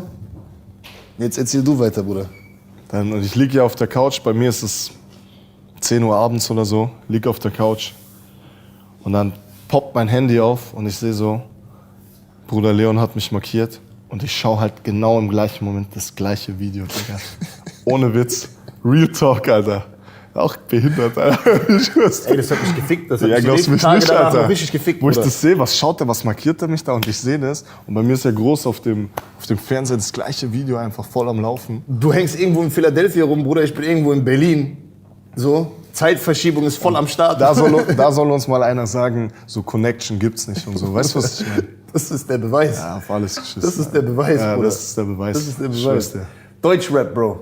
Aktuelle Deutschrap-Situation. Erzähl mal ein bisschen, Bro. Wie siehst du die aktuelle Lage? Wen feierst du gerade ab? Gibt es irgendwelche Sachen, die dich Deutschrap-mäßig gerade beschäftigen? So? Erzähl mal. Ich habe ja immer gehört, natürlich jetzt, dadurch, dass ich in den USA war, wieder ein bisschen mehr mitgekriegt von den US-Rappern und ein bisschen mehr gehört. Aber natürlich, Digga, ich feiere Deutschrap des Grauens. Ich feiere auch gerade, was abgeht. Ich finde, kommen viele Hits. Es ist vielleicht ein bisschen zu hitlastig, dass zu viele versuchen, jetzt diesen einen Hit zu landen. Aber ich fühle es, dass gerade viel am Start ist, weil so kann ich mir rauspicken, was mir taugt. Ja. Und Man muss auch dazu sagen, du bist ja auch schon ein richtiger Deutschrap-Fanatiker. So. Also es ist schon, Ja. ist schon so, ich weiß noch, wo wir das erste Mal auch drüber gequatscht haben und so. Wo wir dann noch das eine Video gemacht haben, das können wir auch noch mal vielleicht einblenden oder irgendwie in die Kommentare reinschreiben, wo wir uns gegenseitig Lines vorgelesen haben von Deutschrappern so. Haben wir auch so aus dem Nichts erfunden quasi, die Ärmel Serie. geschüttet, Bruder. Einfach aus dem Ärmel geschüttelt, irgendwo im Fit One, Alter. Irgendein Trainer die Kamera in die Hand gedrückt, hier, nimm mal auf, Bruder. Das weiß ich noch, Alter. So, und da haben wir uns ja schon intensiv auch mit Deutschrap beschäftigt und Ja. so, Alter. Was sind aktuell deine Lieblingsdeutsche Rapper? Lass mich Oder was überlegen, flashst du dir Bruder. mehr Ja. rein? Ich feier die meisten, KMN-Sachen gerade. Ja. Einfach weil es hittig ist. Also ich finde die Sachen, die pumpen, zum Beispiel das, was so AZ machen und Suna, ich kann mir eigentlich jedes Lied von denen geben. Und es ist eigentlich gute Stimmung bei mir. Ja. Weißt du noch damals, wie wir bei denen... Ja, ganz genau. Da haben wir direkt Digga. aufgedreht, Bruder. durch die Straßen gecruised, so Voll halt. geil. Dann natürlich so der Bra Enno. Auf den Suna-Film hast du mich auch erst dann richtig gebracht, so. Ich habe mir vorher schon von den ja. KMN-Jungs viel reingezogen, aber dann haben wir, glaube ich, Melle 7 oder so, ne? war sein glaub ich. Album, ja. Das Album haben wir uns dann bei dir im Auto Das war ja auch ein reingeflasht. Track. Dieses Genau. Guck Mama war ja von diesem Album. Ja. Genau, Bruder. Und da bin ich auf den Bruder schon hängen geblieben, Alter, muss ich sagen. Bruder. Das war ja auch das, glaube ich. Da habe ich dir eine Line gesagt aus dem Track. Ja. Und du meintest, so, du hast dich kaputt gelacht. Welche war das nochmal? Ah, mit Tsubasa, Bruder. Ja, hol mir. Ja, Nee, irgendwie so. mit Tsubasa, Digga. Deine Freundin steht auf Fußballer. Ja. Herzlich willkommen, ich bin Tsubasa. Tsubasa. So. Und dann hast du hast dich kaputt gelacht und dann so, Alter, da müssen wir Konzept machen. So, ich weiß doch noch, wie du das Ja, das ist so voll natürlich entstanden, Bruder. ja, Du hast voll. mir eine Line vorgesagt, so, Ja. ich habe die voll abgefeiert. Dann hab ich gesagt, ey Bruder, da müssen wir eigentlich ein Format draus machen. Genau. Lesen wir uns gegenseitig Lines vor, lachen uns einen Arsch ab, Bruder, und Krass. knallen das raus, Bruder. Ja, Mann. Hat funktioniert. Leider ist nur eine Folge entstanden. Wir wollten eigentlich eine richtige Serie draus Vielleicht machen. kommt ja noch eine. Vielleicht kommt noch eine, Bruder. Vielleicht Vielleicht kommt kommt auch noch zwei mehr. Vielleicht kommt noch nur mehr. Ja. Ja, Mann. So, Enno ist natürlich ein Brav von mir. Ja. Und ich feiere seine Entwicklung. Ich weiß noch, wie er da mit 18, 19 angefangen hat und so. Du kennst dich schon lange, ne? Der war auch in München viel unterwegs und so. Und jetzt, es freut mich auf jeden Fall, dass er Gas gibt und so. Keine Ahnung, Penthouse und so habe ich auf jeden Fall gefeiert. Mercedes war geil. Geil. Oder nicht? Voll. Das waren ja auch die Tracks, die du so gefeiert hast. Ja. Und ansonsten, boah, lass mich überlegen, so Azad krass. Ja, Mann. Immer. Was feiere ich noch? Was hören wir noch? Das ist eigentlich viel, oder? Ja, wollte ich gerade sagen, so richtig breit gefächert auch so. Ja. Ich meine, wir haben uns auch Wenn- damals, wir haben uns ja alles gegeben. Genau. Farid hast du gestern erzählt, die ersten Anfänge, Farid-Konzert. Farid warst du ist da zustande. gewesen. Farid waren wir ja, da waren wir mit 18 oder 19 auf seinem Asphalt Massaker 2 Ding. Ja. Mit dem Album ist er, weiß ich nicht mehr, ob er gechartet ist. Ja. Da war auch nicht viel los auf dem Album, auf der Tour. Ja. So, und damals schon gefühlt und so. Ja. Weil es der erste Asoziale war. So richtig eklig. Ja, so weg von der Alle Schwulität beleidigen, im Bruder. Deutschrap, genau. Einfach ein Durchgreifer, der mal Gas gibt. So. Das war 50 in krass. Deutschland, Bruder. Ich wüsste, Alter. Vollgas. Geil. Aber auch so, klar, wenn Bushido zum Beispiel ein Album droppt, das letzte habe ich wieder gefeiert, dann ziehe ich mir das rein. Ich ziehe mir eigentlich alles rein, versuche mir alles reinzupressen. Du hast mich auch so auf Manuelsen-Film gebracht. Ich feiere das auch, wenn er mal melodischere Sachen macht, R&B, weil er es Alter. kann. Ich liebe das. Und das Bruder. können nicht viele. Können nicht viele. Du hast mir Nico gezeigt, Nico. den ich gefühlt habe direkt. Grüßen wir ihn an der Ich glaube, das war Dinero oder so. Grüße. Das war, glaube ich, Dinero, der erste Track. Ja, Mann. Ja, Mann. Und so halt. Geil, Alter. Bist breit gefächert am Start. Alter. Ich versuche mir immer noch eigentlich so gut wie alles zu geben. Und meine Jungs zeigen mir auch immer noch viel. Und ich würde sagen, bei mir ist 50-50 so Tracklist im Auto oder wenn ich beim Pumpen bin oder im Boxen oder so, dann ist immer noch so 50% so Deutschrap auf jeden Fall. Wie geht's in Zukunft weiter, Bruder? Der nächste Film. Was ist der nächste Film? Soll ich das hier droppen? Pup. Kannst du irgendwas, keine Ahnung, was deine Zukunftspläne angeht, darfst du darüber reden, darfst du nicht darüber reden? Okay, pass auf. Ich kann auf jeden Fall so viel sagen, dass die ganze Sache, die jetzt da gelaufen ist, kein One-Hit-Wonder war. Ja, also es gab natürlich eine Erwartungshaltung an mich und es gab auch ein Risiko, was die eingegangen sind und die sind ein bewusstes Risiko eingegangen, die Leute von MGM, dass sie gesagt haben, es kann auch sein, dass er die Leistung bringt, mit der wir dann nicht zufrieden sind. Und ich habe natürlich, was heißt natürlich, ich habe alle Erwartungen übertroffen. Das kann ich hier jetzt so mal sagen, natürlich. Sag ruhig natürlich, Bruder, ich kenne dich. Genau. Und es hat keiner damit gerechnet, dass ich die Rolle so zerreiße. Vor allem auch, wo der Regisseur den Plan dann vorgestellt hat, dass er für die Rolle, für meine Rolle, so eine emotionale Rolle plant. Da war natürlich Krise angesagt, weil die gesagt haben, ey, das ist kein Schauspieler, du erwartest zu viel von dem. Und der hat das aber damals auch schon so in meinen Augen gesehen, wo ich das erste Mal im Dezember nach L.A. geflogen bin und der hat schon zu mir gesagt, oder der hat das denen gesagt, nein, der kann das, der hat eine Geschichte und ich kitzel das aus dem raus. Ich habe dem auch viel zu verdanken, was das Schauspielerische angeht. Stephen Caple Jr., einer, der jetzt auf jeden Fall abrasieren wird. Ist es der Bruder, der auch immer öfters neben deinen Interviews neben dir saß? Ja, genau. Ah, ja. Auch Der mit den so auch Raster hat er gehabt, glaube ich, ne? Ja, genau. Black Längere Director, Haare so. ja, der so langsam in die Fußstapfen von Ryan Coogler reintritt, der jetzt auch den ersten Creed gemacht hat, jetzt Black Panther und so weiter. Das ist so eine schwarze Generation Geil. von jungen Künstlern, die halt krass abrasieren. Auch Mike gehört natürlich da dazu. Was Michael B. Jordan gerade abreißt, ist krass, Digga. Unfassbar, ja, Mann. Und ich kenne ihn ja mittlerweile jetzt gut und ich weiß, dass er halt auch eine Geschichte hat. Ich weiß, dass er ein harter Arbeiter ist. Ich weiß, dass er ein sehr wahrhaftiger, loyaler Typ ist. Und deswegen gönne ich ihm das auch vom Herzen. Das ist auch schön zu wissen, weißt du? Genau. Da mal so einen Einblick Schön zu wissen, reinzukriegen. dass es keine Wichser sind. So, Keine weißt du? Snitches sind so, ja. Ganz Mann. genau. Ja, Mann. Und Und die, wenn du mir das sagst, Bruder, dann vertraue ich auf deine Worte. ich habe die Jungs rübergebracht und der hat die behandelt wie, als wären das seine Brüder, weil er gewusst haben, dass die zu mir gehören. Das erwarte ich dann aber auch. Verstehst du? Wenn ich Brüder von mir zu dir mitnehme, dann erwarte ich auch von dir, dass du die genauso behandelst wie mich. So muss es ja sein. Und das war halt, ich musste nichts sagen. Es war direkt so, er hat sich krass um sie gekümmert, immer geschaut, ob es denen gut geht. Geil. Sowas. Hast du auch viel mit sowas dann Stallone zu tun gehabt? Stallone hatte ich am wenigsten zu tun, weil er sich auch am wenigsten oder am meisten rausgenommen hat. Aber natürlich hatte ich auch mit dem einiges zu tun. Vor allem, er hat mich oft auch mal zur Seite genommen und gesagt, Digga, also ich habe meinen Namen für dich aufs Spiel gesetzt. So. Ich habe dich entdeckt und habe denen gesagt, so, du bist es, so enttäusch mich nicht. So. Ich habe dem einfach nur gesagt, Digga, glaub mir, keine Sorge, Alter, ich zerreiß jetzt. Und du kennst mich. Wenn ich mir was in den Kopf setze, Dann ziehst du es durch. ja, Egal, was so passiert. aufgeben gibt's nicht. Ist nicht Teil unserer Mentalität, Bruder. Ja, dann stirbst halt beim Versuch oder so. Scheiß drauf. Ja. Lieber das Or als die trying, aufzugeben. so, weißt du? Ist so. Ist so. Ist so. Weil das könnte ich auch mit mir selber nicht vereinbaren. Aber er hat mir auch noch, natürlich auch so krasse Tipps gegeben, was Business angeht. So pass auf Management, Agencies, wie es hier alles abläuft. Wie und war so das weiter. ganze Business-Ding eigentlich, Alter? Wer hat sich um dich gekümmert? Hast du jemanden, weil Ich sag dir ehrlich, du gab's rutschst nicht. da rein, Bruder. Gab's und nicht wirklich. wer kümmert sich darum, dass du den angemessenen Vertrag kriegst, dass du die angemessene Kohle kriegst, dass du nicht ausgenutzt wirst und diese ganzen Sachen? Gab's nicht wirklich. Ich musste darauf vertrauen, dass die korrekt sind. War auch dann korrekt. Ich glaube, wenn du auf so eine große Ebene kommst, dann läuft das einfach korrekt ab. Wenn die sagen, du kriegst so und so viel Geld und das steht dir zu, dann glaube ich, Ist halt passiert's schwer. so. Ich glaube halt, weil viele Ich hatte aber auch keine Option wirklich so. Wollte ich gerade sagen, ich glaube, viele Schauspieler, die halt wirklich diesen Weg gehen mit, ich gehe auf eine Schauspielschule, ich lerne Theater und so, die bereiten sich auf sowas vor, Bruder. Die haben schon ihre Agenten, die haben ihre Manager. Digga, Mike wahrscheinlich. macht das seitdem er 6 ist. Weißt du, Verstehst was du? ich meine? Jetzt ist So. er 31. Das Genau. war ja ein geplanter Weg.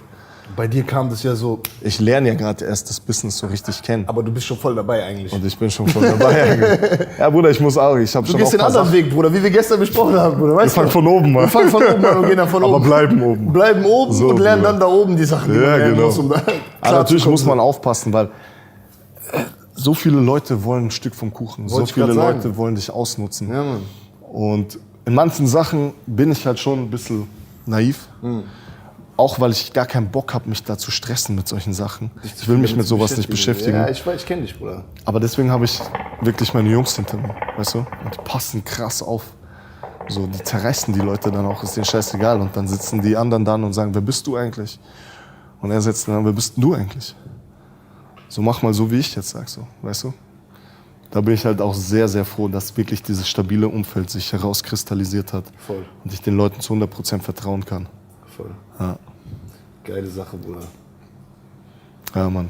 Richtig geile, schöne Sache, Bruder. Und auch, keine Ahnung, damals, ich weiß noch, das erste Post-Screening, was wir gehabt haben. Wir haben so ein Screening besucht in Washington und die Leute haben den Film dann gesehen. Das war Anfang November. Und kommst du rein, die Reaktion von den Leuten, weißt du, es war einfach unfassbar. Leute jubeln, schreien, weinen, kommen zu dir, sagen, ich habe das gefühlt. So, ich habe den Schmerz gefühlt, den du da gespielt hast.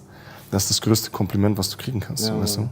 Das muss wirklich voll in dein Herz gegangen sein, ne? Natürlich. Wenn du Weil ich die auch ersten weiß, Resonanzen merkst und so. genau. Du wurdest ja sogar, habe ich gesehen, unter die Top 50 Performances in Amerika, gerade Hollywood-mäßig so. Das muss Du bist da eigentlich- dabei so, ne? So. Ja, Newsweek ist das Magazin für Schauspielerei in USA. Da geht es um TV, also Fernsehen, Kino, Broadway, Streaming wie Netflix. Und unter den ganzen Portalen und Domänen wurde ich unter die besten 50 Leistungen gewählt aus 2018. Das ist hart, Mann. Und das war dein erstes Ding, Bro. Das ist eine Ansage, Digga. Eine Ansage, auf die ich auch stolz bin. Aber ich habe auch mein Herz da gelassen. Ich habe mein Herzblut da reingesteckt in diesen Film, in diese Rolle. Und es ist dann schön zu sehen, wenn die Leute das dann anerkennen, weißt du? voll. Weil ich habe mich zerrissen für den Film. Ich kann das offen und ehrlich und richtig wahrhaftig kann ich hier sitzen und sagen, ich habe mich komplett zerrissen für den. Ich habe Kriegst alles das wieder gegeben. Zurück, so. Ja. Das ist doch schön, Mann. Und der Ausblick natürlich, es geht weiter jetzt, Digga. Wir sind gerade in einer schönen Situation, weil wir zerrissen haben. Und jetzt sind schöne Angebote auf dem Tisch. Jetzt geht's einfach Und wir weiter. können uns einfach jetzt ein bisschen aussuchen, was wir als nächstes machen wollen. Ich sage dir aber auch ganz ehrlich, dadurch, also die Situation, dass ich jetzt was aussuchen kann und dass es weitergeht, ist dem geschuldet, was ich geleistet habe. Aber das zählt alles nichts mehr. Also wenn ich jetzt den nächsten Film dann anfange, höchstwahrscheinlich im März, dann musst du dich wieder vom Neuen beweisen. Du kannst nicht denken, ich habe da abgeliefert und jetzt ist auf Leger, Bruder. Gibt's nicht. Weitermachen, weiter zerreißen und aufgrund des zweiten Films den dritten kriegen. und so weiter. Und so weiter und so Aber der Hunger ist da, Bruder. Ich bin noch lange nicht damit, du kennst mich, Digga. Wenn ich einmal dran schnupper, dann lass ich nicht mehr los, Weg, Digga. oder? Schauspieler. Das ist der Weg, ja. Ich habe mir viele Gedanken drüber gemacht, auch das, was wir davor beredet haben. Macht's mich kaputt? Sollte ich nicht vielleicht was anderes machen? Und wir haben jetzt mit meinen Eltern und mit meinen Brüdern schöne Strukturen geschaffen und wir denken einfach jetzt von Film zu Film. Das heißt, der nächste Film wird auf jeden Fall was Lockeres sein. Im Sinne, es wird schon mehr in die Action-Richtung gehen, aber auch so ein bisschen entspannter, dass mal ein bisschen vielleicht Comedy reinbringen und so weiter. Auch wenn jetzt null Comedy hier drin war, das war richtig deeper Talk und so. Wir wissen aber, ich weiß, wie lustig Genau, du bist. weißt es ja. Genau. Und Allein dein Lachen, Bruder. So, ja, ey, die Seite auch mal zeigen, weißt du? Wie Dracula ins Bett geht und so, Ich weißt weiß du? nicht, Bruder, ach Da du bist du ja gestorben, Scheiße. Digga, Alter. Digga, Alter. Ich glaube auch, was eigentlich auch vielleicht ganz cool wäre, ist, dass wir uns einfach nochmal treffen auch. Wenn der Film vielleicht in Deutschland auch draußen ist, so. Ja, Mann. Wenn ich mir den Film auch mal reingeflasht habe, so. Bisschen nochmal vielleicht drüber quatschen, je nachdem, wenn die Leute darauf Bock haben. Das ist halt so eine Sache, das juckt mich dann richtig, Ja. zu sehen. Ich will, dass du den siehst und ich will dann direkt mit dir reden, was geht. Gefühlt, nicht gefühlt. Das auch nochmal auf die Kamera zu bringen, vielleicht. Nochmal den Leuten nochmal die Chance geben, da auch noch Fragen zuzustellen, die wirklich in die Materie von dem Film reingehen. So. Ja. Können wir vielleicht nochmal machen, so. Postmäßig nochmal so. Ja, genau, auf jeden Fall. Sollen wir jetzt mal meiner Community hier mal die Chance geben, dir ein paar Fragen zu stellen, Bruder? Oder gehen wir Gerne. die Fragen mal durch, würde ich sagen. Bruder, wie hast du es so weit nach oben gepackt? Von Ermal Seyfullah. Grüße gehen raus. Wie hast du es so weit nach oben gepackt, Bruder? Haben wir eigentlich ja Es ist schon. immer ein Blickwinkel, was oben ist und was unten. Für mich ist es gerade eher eine Etappe. Ich bin nicht am Ziel, du bist nicht am Ziel. Das Ziel ist, da haben wir noch was zu klettern, so, weißt du. Aber immer an mich geglaubt, hart gearbeitet und den wahrhaftigen Grund für mich gefunden, was mir wirklich wichtig ist im Leben. Es hat viel mit Selbstreflexion zu tun, so, weißt du. Das ist zum Beispiel auch, was ich oft gemacht habe, was mir dann wirklich weitergeholfen hat. Das habe ich schon seit 3-4 Jahren gemacht. Das ist so einfach rekapituliert jeden Tag am Abend, was passiert ist. Was fand ich gut, was fand ich schlecht. Wie wäre ich gern besser mit der Situation umgegangen? Warum habe ich mich in der und der Situation so und so verhalten? Reflexion einfach, ne? Pure Reflexion. Ja. Das ist so auf jeden Fall ein Schlüssel zum Erfolg, den ich weitergeben kann. Aber ansonsten ist es auch so, Weil dadurch findest du dich selber, Bruder. Dadurch weißt du, wer du selber bist. Dadurch findest du deine Liebe im Leben. Dadurch findest du dein Glück. Und dann weißt du erst, was du machen kannst oder was du machen Ganz willst, genau. Bruder. Ja, Mann. aber sich auch nicht so auf Zwang des Einreden so, ja, ich will jetzt berühmt werden, ich will jetzt YouTuber werden, ich will jetzt Schauspieler werden, ich will jetzt Rapper werden. So, du musst wahrhaftig bleiben und wirklich selbstreflektiert so an die Sache rangehen, so, was kann ich eigentlich, was will ich eigentlich? Genau. Glaub mir, viele denken sich so, boah, der ist jetzt da oben und der hat seine erste Hauptrolle und die nächsten Filme kommen und das beste Leben. Ich habe aber gerade davor erzählt, was für ein Struggle ich durchgemacht habe, der mich fast kaputt gemacht hätte. Das wollen die Leute, glaub mir. Kommt ihr einmal in die Situation, dann habt ihr gar keinen Bock mehr so drauf auf den ganzen Scheiß. Du musst doch erstmal so stark sein, das überhaupt Genau. hinzubekommen, da durchzugehen durch diesen Struggle. Also es ist nicht nur die Sonnenseite, die mit sich kommt. Nee, Mann. Und man muss da wissen, will man es wirklich. Vielleicht weiß man es dann auch erst, wenn es soweit ist. Wenn man mal die Erfahrung gemacht hat und dann kann man checken, ist es was für mich, ist es nicht. Ja, es ist Aber, voll wichtig, auch wirklich zu wissen, wer du bist, was du willst. Was deine Bestimmung auf dieser Welt ist, Bruder. Ich glaube, jeder hat eine Bestimmung auf dieser Welt. Und durch deine Story, Bruder, durch das, was du eben erzählt hast, wie das alles passiert ist, wie das alles zustande gekommen ist, daran merkst du, dass irgendwo, meiner Meinung nach, das irgendwie vorbestimmt war. Das war vorgeschrieben. Das sollte so kommen, wie es gekommen ist, Bruder, weißt du? Das kann gut und du sein, hast auf dein Herz und auf dein Herz, auf dein Gefühl und auf alles gehört und es durchgezogen, weißt du? Drück dich nicht in irgendeinen Traum rein, der du gar nicht bist, den du gar nicht leben willst, nur weil ein anderer ihn lebt. So. Ja. Sondern finde deinen Traum. Jeder hat seinen eigenen Traum, Bruder, weißt du? Genau. Einfache Frage, die jeder für sich selber beantworten soll. Wie komme ich mit Druck klar? Richtigen Druck. Wenn Leute viel von mir erwarten, wenn an meiner Leistung, an meiner Performance so viel hängt, dass wenn du die Leistung nicht bringst und es scheitert, dass praktisch das komplette Kartenhaus zusammenbricht. Bin ich dem Druck gewachsen? Wenn 2000 Leute auf dich schauen und wissen, der muss es jetzt bringen, kannst du es dann bringen. Genau in dem Moment. Kann ich sowas? Oder will ich daran arbeiten, mich in die Richtung zu verbessern? Solche Sachen. Und nicht einfach, ja, ich will jetzt Schauspieler werden und ich will das Geld und die Bitches und das ist es halt nicht, Digga. Aber das ist, glaube ich, das. Hard work. Weil das kann jeder. Das ist kein Talent. Hart arbeiten kann jeder. Aber, Muss es wollen. genau, die Selbstmotivation fehlt meistens bei den Leuten. Ja. Arsch aufreißen, rausgehen, machen. Machen. Ja. Der ist das, Bruder. Kann ich vollkommen unterschreiben. Inwieweit hat sich dein Leben verändert seit der Rolle in Creed?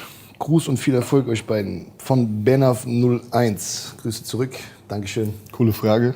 Ja, Mann. Ja, Wie weit hat sich dein Leben verändert, Bro? Jet Set Lifestyle, ne? Jet Set Lifestyle. Kontostand hat sich ein bisschen verändert. Die Leute sind komisch geworden. Begegnen dir anders, wa? Deswegen kann ich nicht mehr richtig filtern. Ich will mir auch nicht den Struggle geben, das noch zu filtern. Wer meint es jetzt ernst? Wer gibt dir ein echtes Kompliment? Wer will sich irgendwo reinsneaken und so weiter? So, ich bin froh mit meinem Umfeld gerade. Und ich weiß, dass sich an dem Umfeld nichts mehr ändern wird. Es ist schön, wenn Anerkennung kommt. Das sehe ich auch in den USA.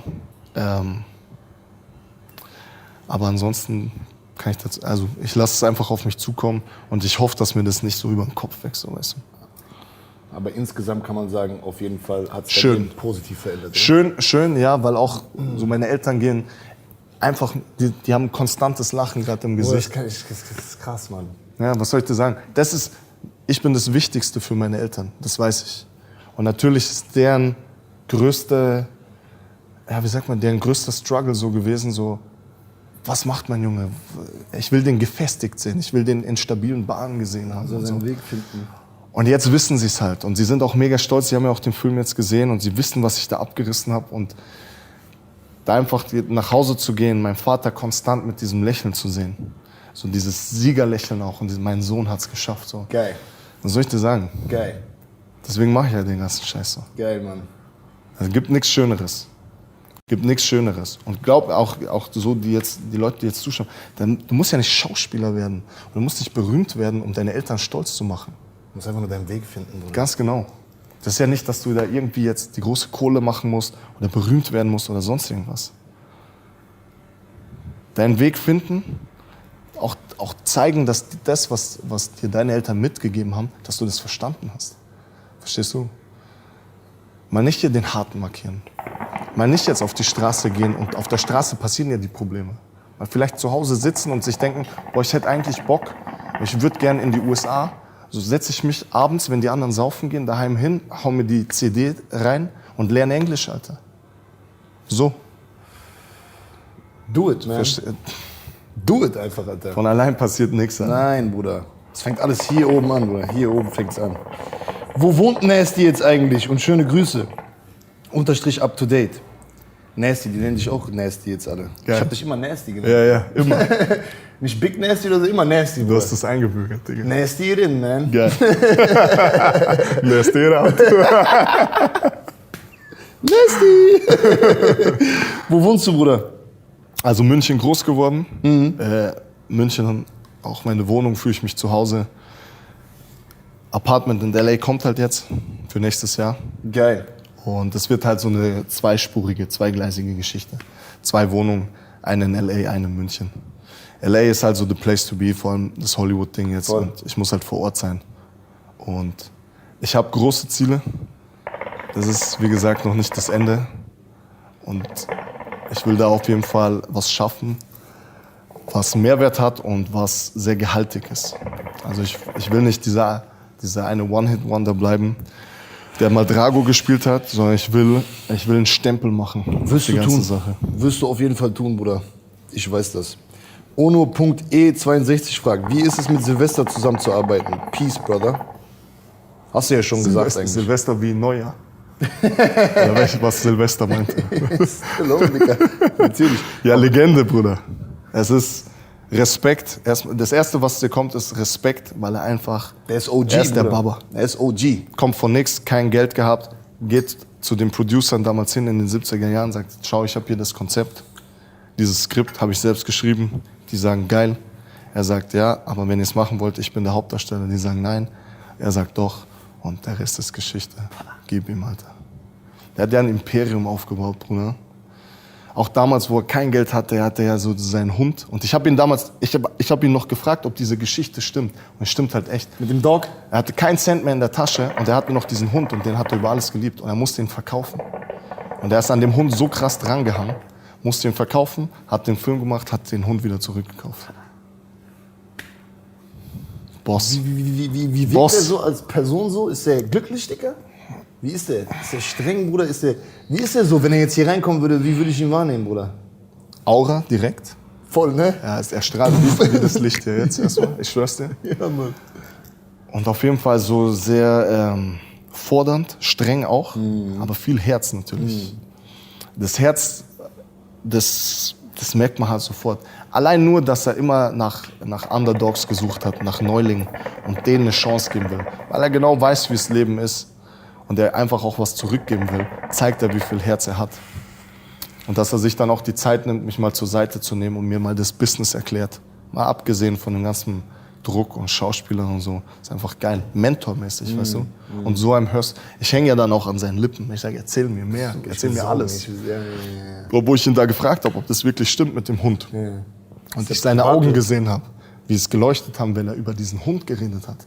Was das für ihn bedeutet hat. Krass. Krass, Digga. Prägt, ne? Du musst dir vorstellen, der Hund hat so viel für ihn bedeutet, den wegzugeben. Und du weißt ja nicht, dass es durch die Decke geht. Aber er wusste. Und er wusste, keine Sorge, in einem Jahr hole ich dich wieder. Boom. Krass. Das ist Boss-Modus, Digga. Das ist richtig Boss-Modus, Bruder. Ja. Deswegen, sowas kann man nicht haten. Geil. Schön, Mann. Shaku _ fragt, LA oder New York? LA, Digga. Also New York war geil, auch da war die Premiere und so. Aber LA ist mein Vibe, so ein bisschen sunny, Muscle Beach. Das ist unser Shit, ne? Ja, hast du mir auch immer gesagt, lockere ich muss Art dahin. und so, ja. Fühle ich. Ich fühle die Leute, ich fühle das Klima, ich fühle die Atmosphäre dort. Fühle ich mich wohl, Digga. Schön, Mann. Ja, deswegen ist es auch nicht gezwungen, jetzt so nach LA auch zu gehen, sondern ich fühle mich echt da wohl. Und deswegen klappt das auch alles. Ja. Geil. Shaku hat noch eine Frage. Wer ist seine Inspiration? Darf ich es beantworten? Deine Eltern, Bruder. Ganz genau. So einfach runtergebrochen ist das. Meine Eltern sind nicht mit nix, sondern meine Eltern, das ist ja auch krass, meine Eltern waren jemand in Rumänien. Meine Eltern haben studiert, mein Vater ist Hautarzt, meine Mutter ist Rechtsanwältin. Aber die haben alles aufgegeben in diesem Kommunismus und sind dann praktisch nach Deutschland. Und in Deutschland bist du ja nix. Deine Berufe werden ja auch hier nicht anerkannt. Ja, Mann. Wobei es mit Medizin ein bisschen anders ist. Aber Deutschland damals damals auch in Würzburg und so, das war halt so ein Ausländerding, dass sie sagen, wir lassen hier keinen Ausländer Arzt werden und so weiter. Also kommt dein Vater nicht als Doktor arbeiten? Ne? Tankstellenjob, Mutter geputzt als Putzfrau. Du hast aber dir dein Leben aufgerissen, krasse Jobs an den Start zu bringen und Geld zu machen, dir eine Karriere aufzubauen. Das war alles weg. Verstehst du? Und die haben sich alles von neu wieder aufgebaut, haben sich noch mehr aufgebaut. So. Das muss eine krasse Inspiration sein, Bro. Das war auf jeden Fall der Hauptgrund, warum ich immer... Ich will ja das dann auch toppen. Ich nehme ja die Legacy mit und will das weiterführen. Verstehst du? Und nicht meinen Eltern zeigen, all das, was ihr aufgebaut habt, und jetzt bin ich irgendein Pisser auf der Straße. Weißt du, was ich meine? Mach da ein bisschen was ist das? Ich weiß noch, wo wir auch länger darüber gesprochen haben. Ja. Und du hast ja auch Sachen gemacht, Bruder, weißt du, was ich meine? So. Und du hast doch immer schon gesagt, ich will Ja? den geraden Weg irgendwie gehen, oder langfristig. Um das geht's, Digga. Und jetzt meine Eltern stolz zu sehen, das, was ich dir gesagt habe. Voll schön. Voll schön, Bruder. Beste Gefühl auf der Welt. Richtig schön, Alter. Wäre es möglich, Feature mit Kodo? Der denkt, du bist Rapper, glaube ich, yo. Feature mit Kodo, Bruder. 13. Stocksound oder was, Alter? Let's go, baby. Let's do it, man. Geil. Molatov 609 fragt, hat er sich Chiara Mia geklärt? Fragezeichen. Bruder, was ist das für eine Frage, Alter? Ja, ich sag jetzt mal, was soll ich da sagen? Dass wir den Bruder doch zum Struggle kriegen heute, shit, geil. Alter. Spürst du eigentlich noch irgendwie Schmerzen? Fragezeichen. Von Alex Richard. Spürst du Schmerzen, Bruder? Schwer zu sagen. Emotionale Schmerzen, meint er vielleicht. Körperliche. Ich weiß nicht. Gerade im Moment. So, dass du gar keine Schmerzen mehr spüren kannst. So. Aber Ja, emotional alle immer. Menschen, Bruder. Anfällig des Grauens. Körperlicher Schmerz ist vergänglich so. Das ist egal, wenn dir sowas passiert. Der emotionale Schmerz. Und das ist ja dann ein Schmerz, der nur kommen kann, wenn dich ein Mensch, den du liebst, wenn der dich irgendwie enttäuscht hat. Sowas ist eklig, weil das ist dann schwer zu verdauen, weil du viel dann reinlegst für die Person. Aber ansonsten, jetzt bin ich wirklich, es ist gerade so ein guter Seelenfrieden, den ich habe. nice. Nur coole, geile Leute um mich rum. Geil. Keine Fotzen, kein Stress, alle glücklich. Was soll ich dir sagen? Nice. Mich interessiert, wie stark Creed 2 sein Leben verändert hat. Aber das haben wir ja schon. Wer ist breiter? Emanuel 1007. Wer ist breiter? Du oder Leon? War eine gute Frage. Er ist breiter. Ja, momentan ist gute Massephase. Allgemein. Ich muss auch sagen, für den Film habe ich 10 Kilo abgenommen. Du bist breiter, Digga. Allein deine Hände und so. Du bist ein Mutant für mich. Weißt du, was ich meine? So? Du bist so ein Mutant, Bruder. Das hast du schon früher immer gesagt. Selbst wenn es auf Fotos, die wir manchmal zusammen gemacht haben, so aussah, als ob wir relativ nah beieinander sind, für mich bist du ein Mutant, Bruder. Ja, es Dein ist Kopf, deine Hände, Bruder, deine Füße. eine kranke Genetik. Das ist für mich so, Digga, das ist einfach alles breiter, größer. Ist einfach, Das ist eine kranke Genetik. ja, Mann. Also die Props muss ich dir geben und da kann ich auch Eltern haben einen guten Job geleistet. voll. Mama, Tata, aber you best. Ich glaub, bei niemand anderem würde ich zugeben, dass er breiter ist als ich. So vor Ey, Kamera. Fair Play, Bruder. Geil. Bei dir ist, Bruder, wenn du breiter bist, bin ich auch breiter. Okay, letzte Frage nehme ich jetzt hier, Bruder. Von Rojda.y, eine Dame. Sein schlimmstes und lehrendes Erlebnis. Ja, das gibt's natürlich, aber das hau ich nicht vor der Kamera raus. Weil diese Momente auch, wie ich dir gesagt habe, die ich dann auch für die Schauspielerei zum Beispiel benutze und das Ganze dann auch so als Therapie verwende, die haben auch deswegen nur eine Bedeutung, weil es ganz wenige Leute in meinem Umkreis wissen. Verstehst du? Und die bleiben auch nur gehaltig, gewichtig, wenn sie speziell bleiben. Wenn es jetzt jeder weiß, dann hat das auch gar keine Wirkung mehr, wenn ich die Momente versuche, dann wieder zu verwenden. Verstehst du? So viel Gewicht, ne? Ja. So, wo wir damals die Momente auch wieder ins Leben gerufen haben für die Rolle und für den Film, wo der Dreh war, ich musste mich ja komplett dem Regisseur öffnen. Also der weiß meine ganze Lebensgeschichte, der weiß alles. Und er ist halt sehr respektvoll mit diesem Thema umgegangen. Verstehst du? Weil er alles weiß. Er hat mir auch von Anfang an gesagt, du kannst mir vertrauen. Und er hat es auch keinem gesagt, nicht seiner Frau, niemanden. Und er kommt dann auch oft zu den Szenen oder auch in den Ring. Und wir fangen an, über diese Themen zu reden, damit ich in diese Emotionen komme. Und mit vorgehaltener Hand natürlich. Er flüstert seine Stimme in meinem Ohr. Das war wie ein Triggerpoint. Es hat direkt was ausgelöst in mir. Und viele rundherum, da waren ja über 2000 Leute immer, die da zugeschaut haben. Alle wollten immer wissen, was redet ihr da eigentlich? Aber das bleibt speziell, verstehst du? Voll krass, Mann, dass du dich diesen Menschen gegenüber so öffnen konntest, Digga. Also, Ich musste aber. Aber ich hatte so viel Schiss, dass er damit schlecht umgeht, dass er damit nicht respektvoll umgeht. Weil du weißt, wie schwer ich mich so generell schon öffne, auch in solchen Sachen.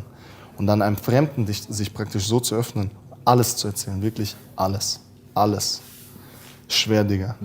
Aber so wie er damit umgegangen ist bis zum heutigen Tag, so deswegen sehe ich den auch so als Bruder an, deswegen freue ich mich schon wieder, mit dem zusammenzuarbeiten und so.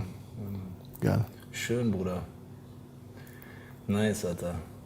Geiler Talk, Alter. Geiles Ding, Bruder. An der Stelle auch nochmal jetzt hier zum Abschluss so, ich bin ultra stolz, Bruder. Respekt für das, was du durchgezogen hast, Bruder. Ich freue mich wirklich von ganzem Herzen, Mann. Ich wünsche dir das Beste, du weißt es. Du weißt, dass es andersrum genauso ist. Und wie wir es auch gesagt haben, wir müssen uns nicht oft sehen, die Connection ist da. Die ist immer da, Bruder. Trotzdem hoffe ich, dass wir das jetzt öfters hinkriegen. 100%. Ja. 100%. Wir arbeiten dran, Ja, Bruder. wir arbeiten dran. Wir gehen natürlich beide unseren Weg. Und wir haben so viel zu tun, Digga. Bro, ich sag dir, ich glaube immer, am Ende glaube ich Was? daran, dass wir sehen uns alle, am Ende sind wir zusammen, Bruder. Ja. Verstehst du, was ich meine so? Voll. Am Ende sitzen wir irgendwo auf gechillt, Bruder. Trinken Mojito. Trinken Mojito, vor Schön am uns Beach. Meer, Strand. Ganz gechillt. Alle unsere Jungs sind da, Bruder.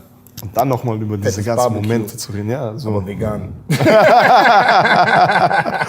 Meinst du, kriegst mich noch auf dem Film? Vielleicht, wenn wir unser Lebensabend, sag mal, noch zusammen verbringen, Ja. oder und du mehr Zeit mit mir verbringst, Ja. dann wirst du schon früher oder später auch auf den Film kommen. Vielleicht gebe ich mir ja den Move so. Wer weiß. Irgendwann mal. Das ist doch egal, Alter. Ein paar Tofu-Ecken gehen immer. Geil, Bruder. Geil, Mann. Mann, ich hoffe, ihr habt das genossen, das Gespräch zwischen uns beiden, Alter. Das ist auf jeden Fall ein sehr reales Gespräch gewesen. Und Und deswegen habe ich mich so drauf gefreut. Ja, Weil ich wusste, es wird deep, es wird real. es wird echt. Weil ich mich dir sowieso öffne als Bruder. Und ich bin froh, dass wir das jetzt so mal auch auf Tape haben für die Leute und so. Mann. Das bedeutet mir richtig viel, Digga. Ja, Mann. Das ist auch das echteste Interview, was ich je geführt habe, Bruder. Weil es ein Gespräch zwischen zwei wirklich Brüdern, die im Herzen verbunden sind, war so. Das fühlt man dann, glaube ich, auch. Ich hoffe es, Bruder. Die haben schon von außen gesagt, ich glaube. Ja. Wir haben das auf jeden Fall für uns. Nichts für gestellt, immer- nichts gefaked. Ja, Mann. Für immer online, Bruder, könntest du immer uns reinziehen, so, weißt du? Das macht mich glücklich, Digga. Ja, Mann, das ist voll geil, Alter. Nice. Komm Geil, ins Café. Folge 10, Alter, ist im Kasten, yo. Hammergeil, Alter. Heftig. Willst du noch irgendwas loswerden? Willst du noch irgendwas zum Schluss vielleicht sagen oder so? Ich will einfach nur sagen, die Leute, die mir wichtig sind, so, die liebe ich über alles. Und die wissen, jeder weiß, wer gemeint ist, vor allem auch meine Eltern. Alles, was ich mache, ist für die. Und das haben wir vorher auch die ganze Zeit nochmal gesagt. Findet für euch heraus, wer diese Leute sind in eurem Leben und arbeitet für die, nicht für euch. Und dann kommt alles von alleine. Ja, Mann. Bionik, dabei ist alles. Wir sehen uns im nächsten Video, Weil dabei ist alles. weil wir sind ja schon dabei. So schaut's aus. Peace. Oh, shit, Was für Alter. ein geiles Interview. Digga. Bruder. Krass, Alter. Hast du es gefühlt? Von Voll. A bis Z, ne? Ich habe gar nicht. Das war für mich eigentlich kein Interview. Ja, Bruder. mich auch nicht. Ich weiß nicht, ich habe einfach nur Das mit dir ist- gequatscht. So. Ich kann auch gar nicht sagen, jetzt, wie das jetzt auf Kamera oder keine Ahnung, Digga. Das war für mich von den ganzen Interviews sowieso das Realste. Aber es wird nie so eins nachkommen. Nein. Egal was ich mache, ob ich dann auch mal eins auf Deutsch gebe oder nicht. Es wird nie so werden, Digga. Vielleicht unser nächstes, Bruder. Weißt du, was ich meine? Post und da. Ja, Mann. Ja, da werden einige noch kommen. Da wird einiges sowieso, nicht nur Interviews, Bruder. Ich bin auch fest davon überzeugt, dass auch noch andere Sachen kommen werden, Bruder. Wo man zusammen was macht, Bruder. Wenn Gott will, wird's passieren. Vielleicht hauen wir ja noch mal so eine Rap-Folge raus. Vielleicht hauen wir so eine Rap-Folge raus. Oder dies oder das. Wer weiß, Bruder.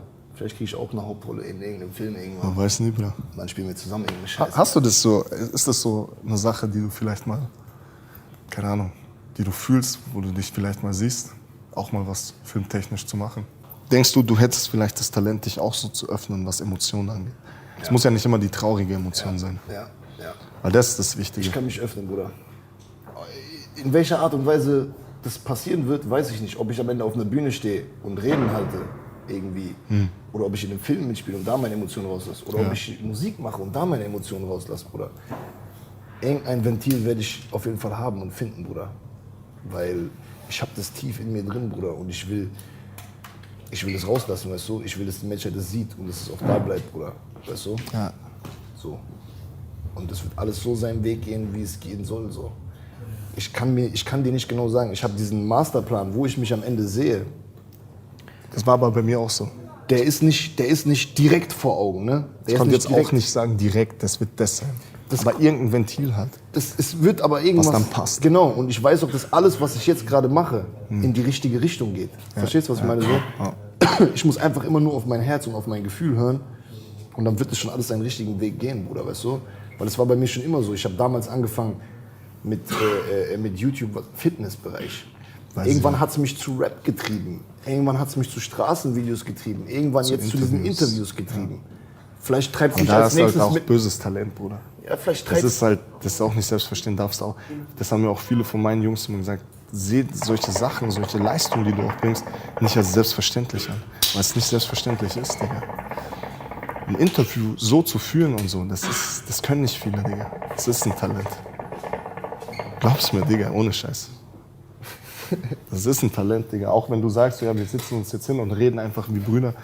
Du hast es ja geleitet. Du hast ja immer dann auch, okay, jetzt leite ich es in die Bahn und so weiter. Das liegt ja hauptsächlich auch an dir. Dass das Interview dann so wird, wie es wird. Und das ist ein Talent, Bruder. Das ist schön zu hören, Bruder. Auf jeden Fall. Viele, also USA ist halt auch immer solche Leute, die Podcasts machen, Interviews und so weiter. Gehen dann auch viel auf Stand-up und so. Gehen auf die Bühne. Weil die haben auch was zu erzählen. Ob es dann Comedy ist oder ob es Bei mir wird es aber nie kommen. Mentormäßig, ja, genau. Bei mir wird es immer so sein, dass ich über das versuchen Leben werde, zu philosophieren, was allen weiterzugeben. Menschen, ja, genau. Ich will einfach allen Menschen klar machen, dass sie auch das Potenzial haben, was wir haben. Das ist 100%. Da bin ich Jeder auch. Mensch Jeder hat Talent. hat sein Talent. Jeder Mensch hat eine Bestimmung, Bruder, weißt du? Aber das zu finden, da müssen die Leute... Das ist halt diese Selbstreflexion wieder. Genau. Das musst du selber filtern. Genau. Wo bin ich gut, schlecht? Wir haben es was durchs will Leben ich? gelernt, Bruder, weißt du? Ja. Ich kann wirklich sagen, ich habe es auch durchs Leben gelernt, Bruder. Und nicht durch irgendwelche... Die Sachen, die ja auch passiert sind, die negativ sind, Genau. die Fehler, die man gemacht hat, Genau. die hatten ja seinen Grund, warum sie passiert sind. Weil nur deswegen sind wir das, was wir jetzt sind. Ja. Läuft immer alles glatt, dann bist du halt so ein aalglatter Typ, den auch keiner ernst nehmen kann. So, weißt du? Ja. Und ich glaube, es gibt halt gerade von unserem Genre, sag ich mal, oder von Jungs, die so aufgewachsen sind wie wir, auch auf der Street vielleicht, die vielleicht nicht so Eltern hatten wie du zum Beispiel, oder eine Mutter hatte wie ich, Ja. die denen Kraft geben, die denen Motivation mit auf den Weg geben, die denen mit auf den Weg geben, dass die alles machen können, was sie wollen. So. Ja. Es gibt viele Kids da draußen, die haben das nicht, Bruder. Das Und die ist das brauchen Ding. jemanden. Ja. Die brauchen jemanden, der an sie glaubt und der ihnen das sagt. So. Und es ist nicht einfach, diese Kids zu catchen, Bruder. Und ich glaube, das ist ein Teil meiner Bestimmung, diese Kids zu catchen. Und ich bin auch immer so, ich mache das nicht wirklich für mich, Bruder. Ich glaube, meine Bestimmung ist es, das für andere zu machen, weißt du? Anderen Menschen die Kraft zu geben. Deswegen hat es mein Herz so krass erwärmt, wie du mir gesagt hast, dass die Worte, die ich dir mitgegeben habe, dir in Situationen helfen konnten, Bruder. Das ist meine Bestimmung. Weißt du, was ich meine? Dass du danach der große Superstar wirst. Also das ist ja auch eine krasse Sache, Digga. Ist ja auch nicht so dahergelabert, sondern es war wirklich so. Und das ist ja, überleg mal, wie du mit so einer kleinen Sache mein Leben verändert hast. Ist ja brutal. Und es ist eine kleine Sache, aber die kam aus dem Herzen. Die hat 30 Sekunden gedauert, einen Moment. Switch. Zack, richtige Bahn gelenkt. Du musst dann natürlich, derjenige muss natürlich den Weg dann selber gehen. Natürlich. Wie er mit solchen Momenten umgeht, Auch die Offenheit dafür haben, diese Worte anzunehmen, Genau. in sich wirken zu lassen Ja. und die wirklich zu nutzen für sich und sein Leben. So. ja, Weißt du? Und das ist so das, was mich am glücklichsten macht. So. ja. Nicht mich selber zu pushen und der krasseste Typ zu sein, der die Millionen Dings hat und so. Weißt du, was ich meine so? Sondern der Typ auch zu sein, der andere dazu bringt, Bruder. Vollgas. Der anderen auch diese Plattform geben kann irgendwann vielleicht. Ja. Wenn ich eine eigene Produktionsfirma am Das war ja Start habe. damals schon dein Traum. Wenn ich ein eigenes Label habe. Ich weiß das noch, wie das damals dein Traum. Und Leute dann zu lenken und schon die Talente praktisch für die herauszukristallisieren. Als Mentor. Also so sehe ich dich auch, Digga. Das kannst du auf jeden Fall auch auf die Fahne schreiben. So mein Weg, den ich gegangen bin, ist so einen großen Anteil dran. Und das ist so. Voll heftig, Mann. Das ist voll heftig, Bruder. Ich schwör's dir. Und das werde ich auch niemals vergessen. Niemals. Wie oft ich den Moment mit den zwei zum Beispiel auch durchgegangen bin. Immer wieder gesagt. Schlüsselmoment, Bruder.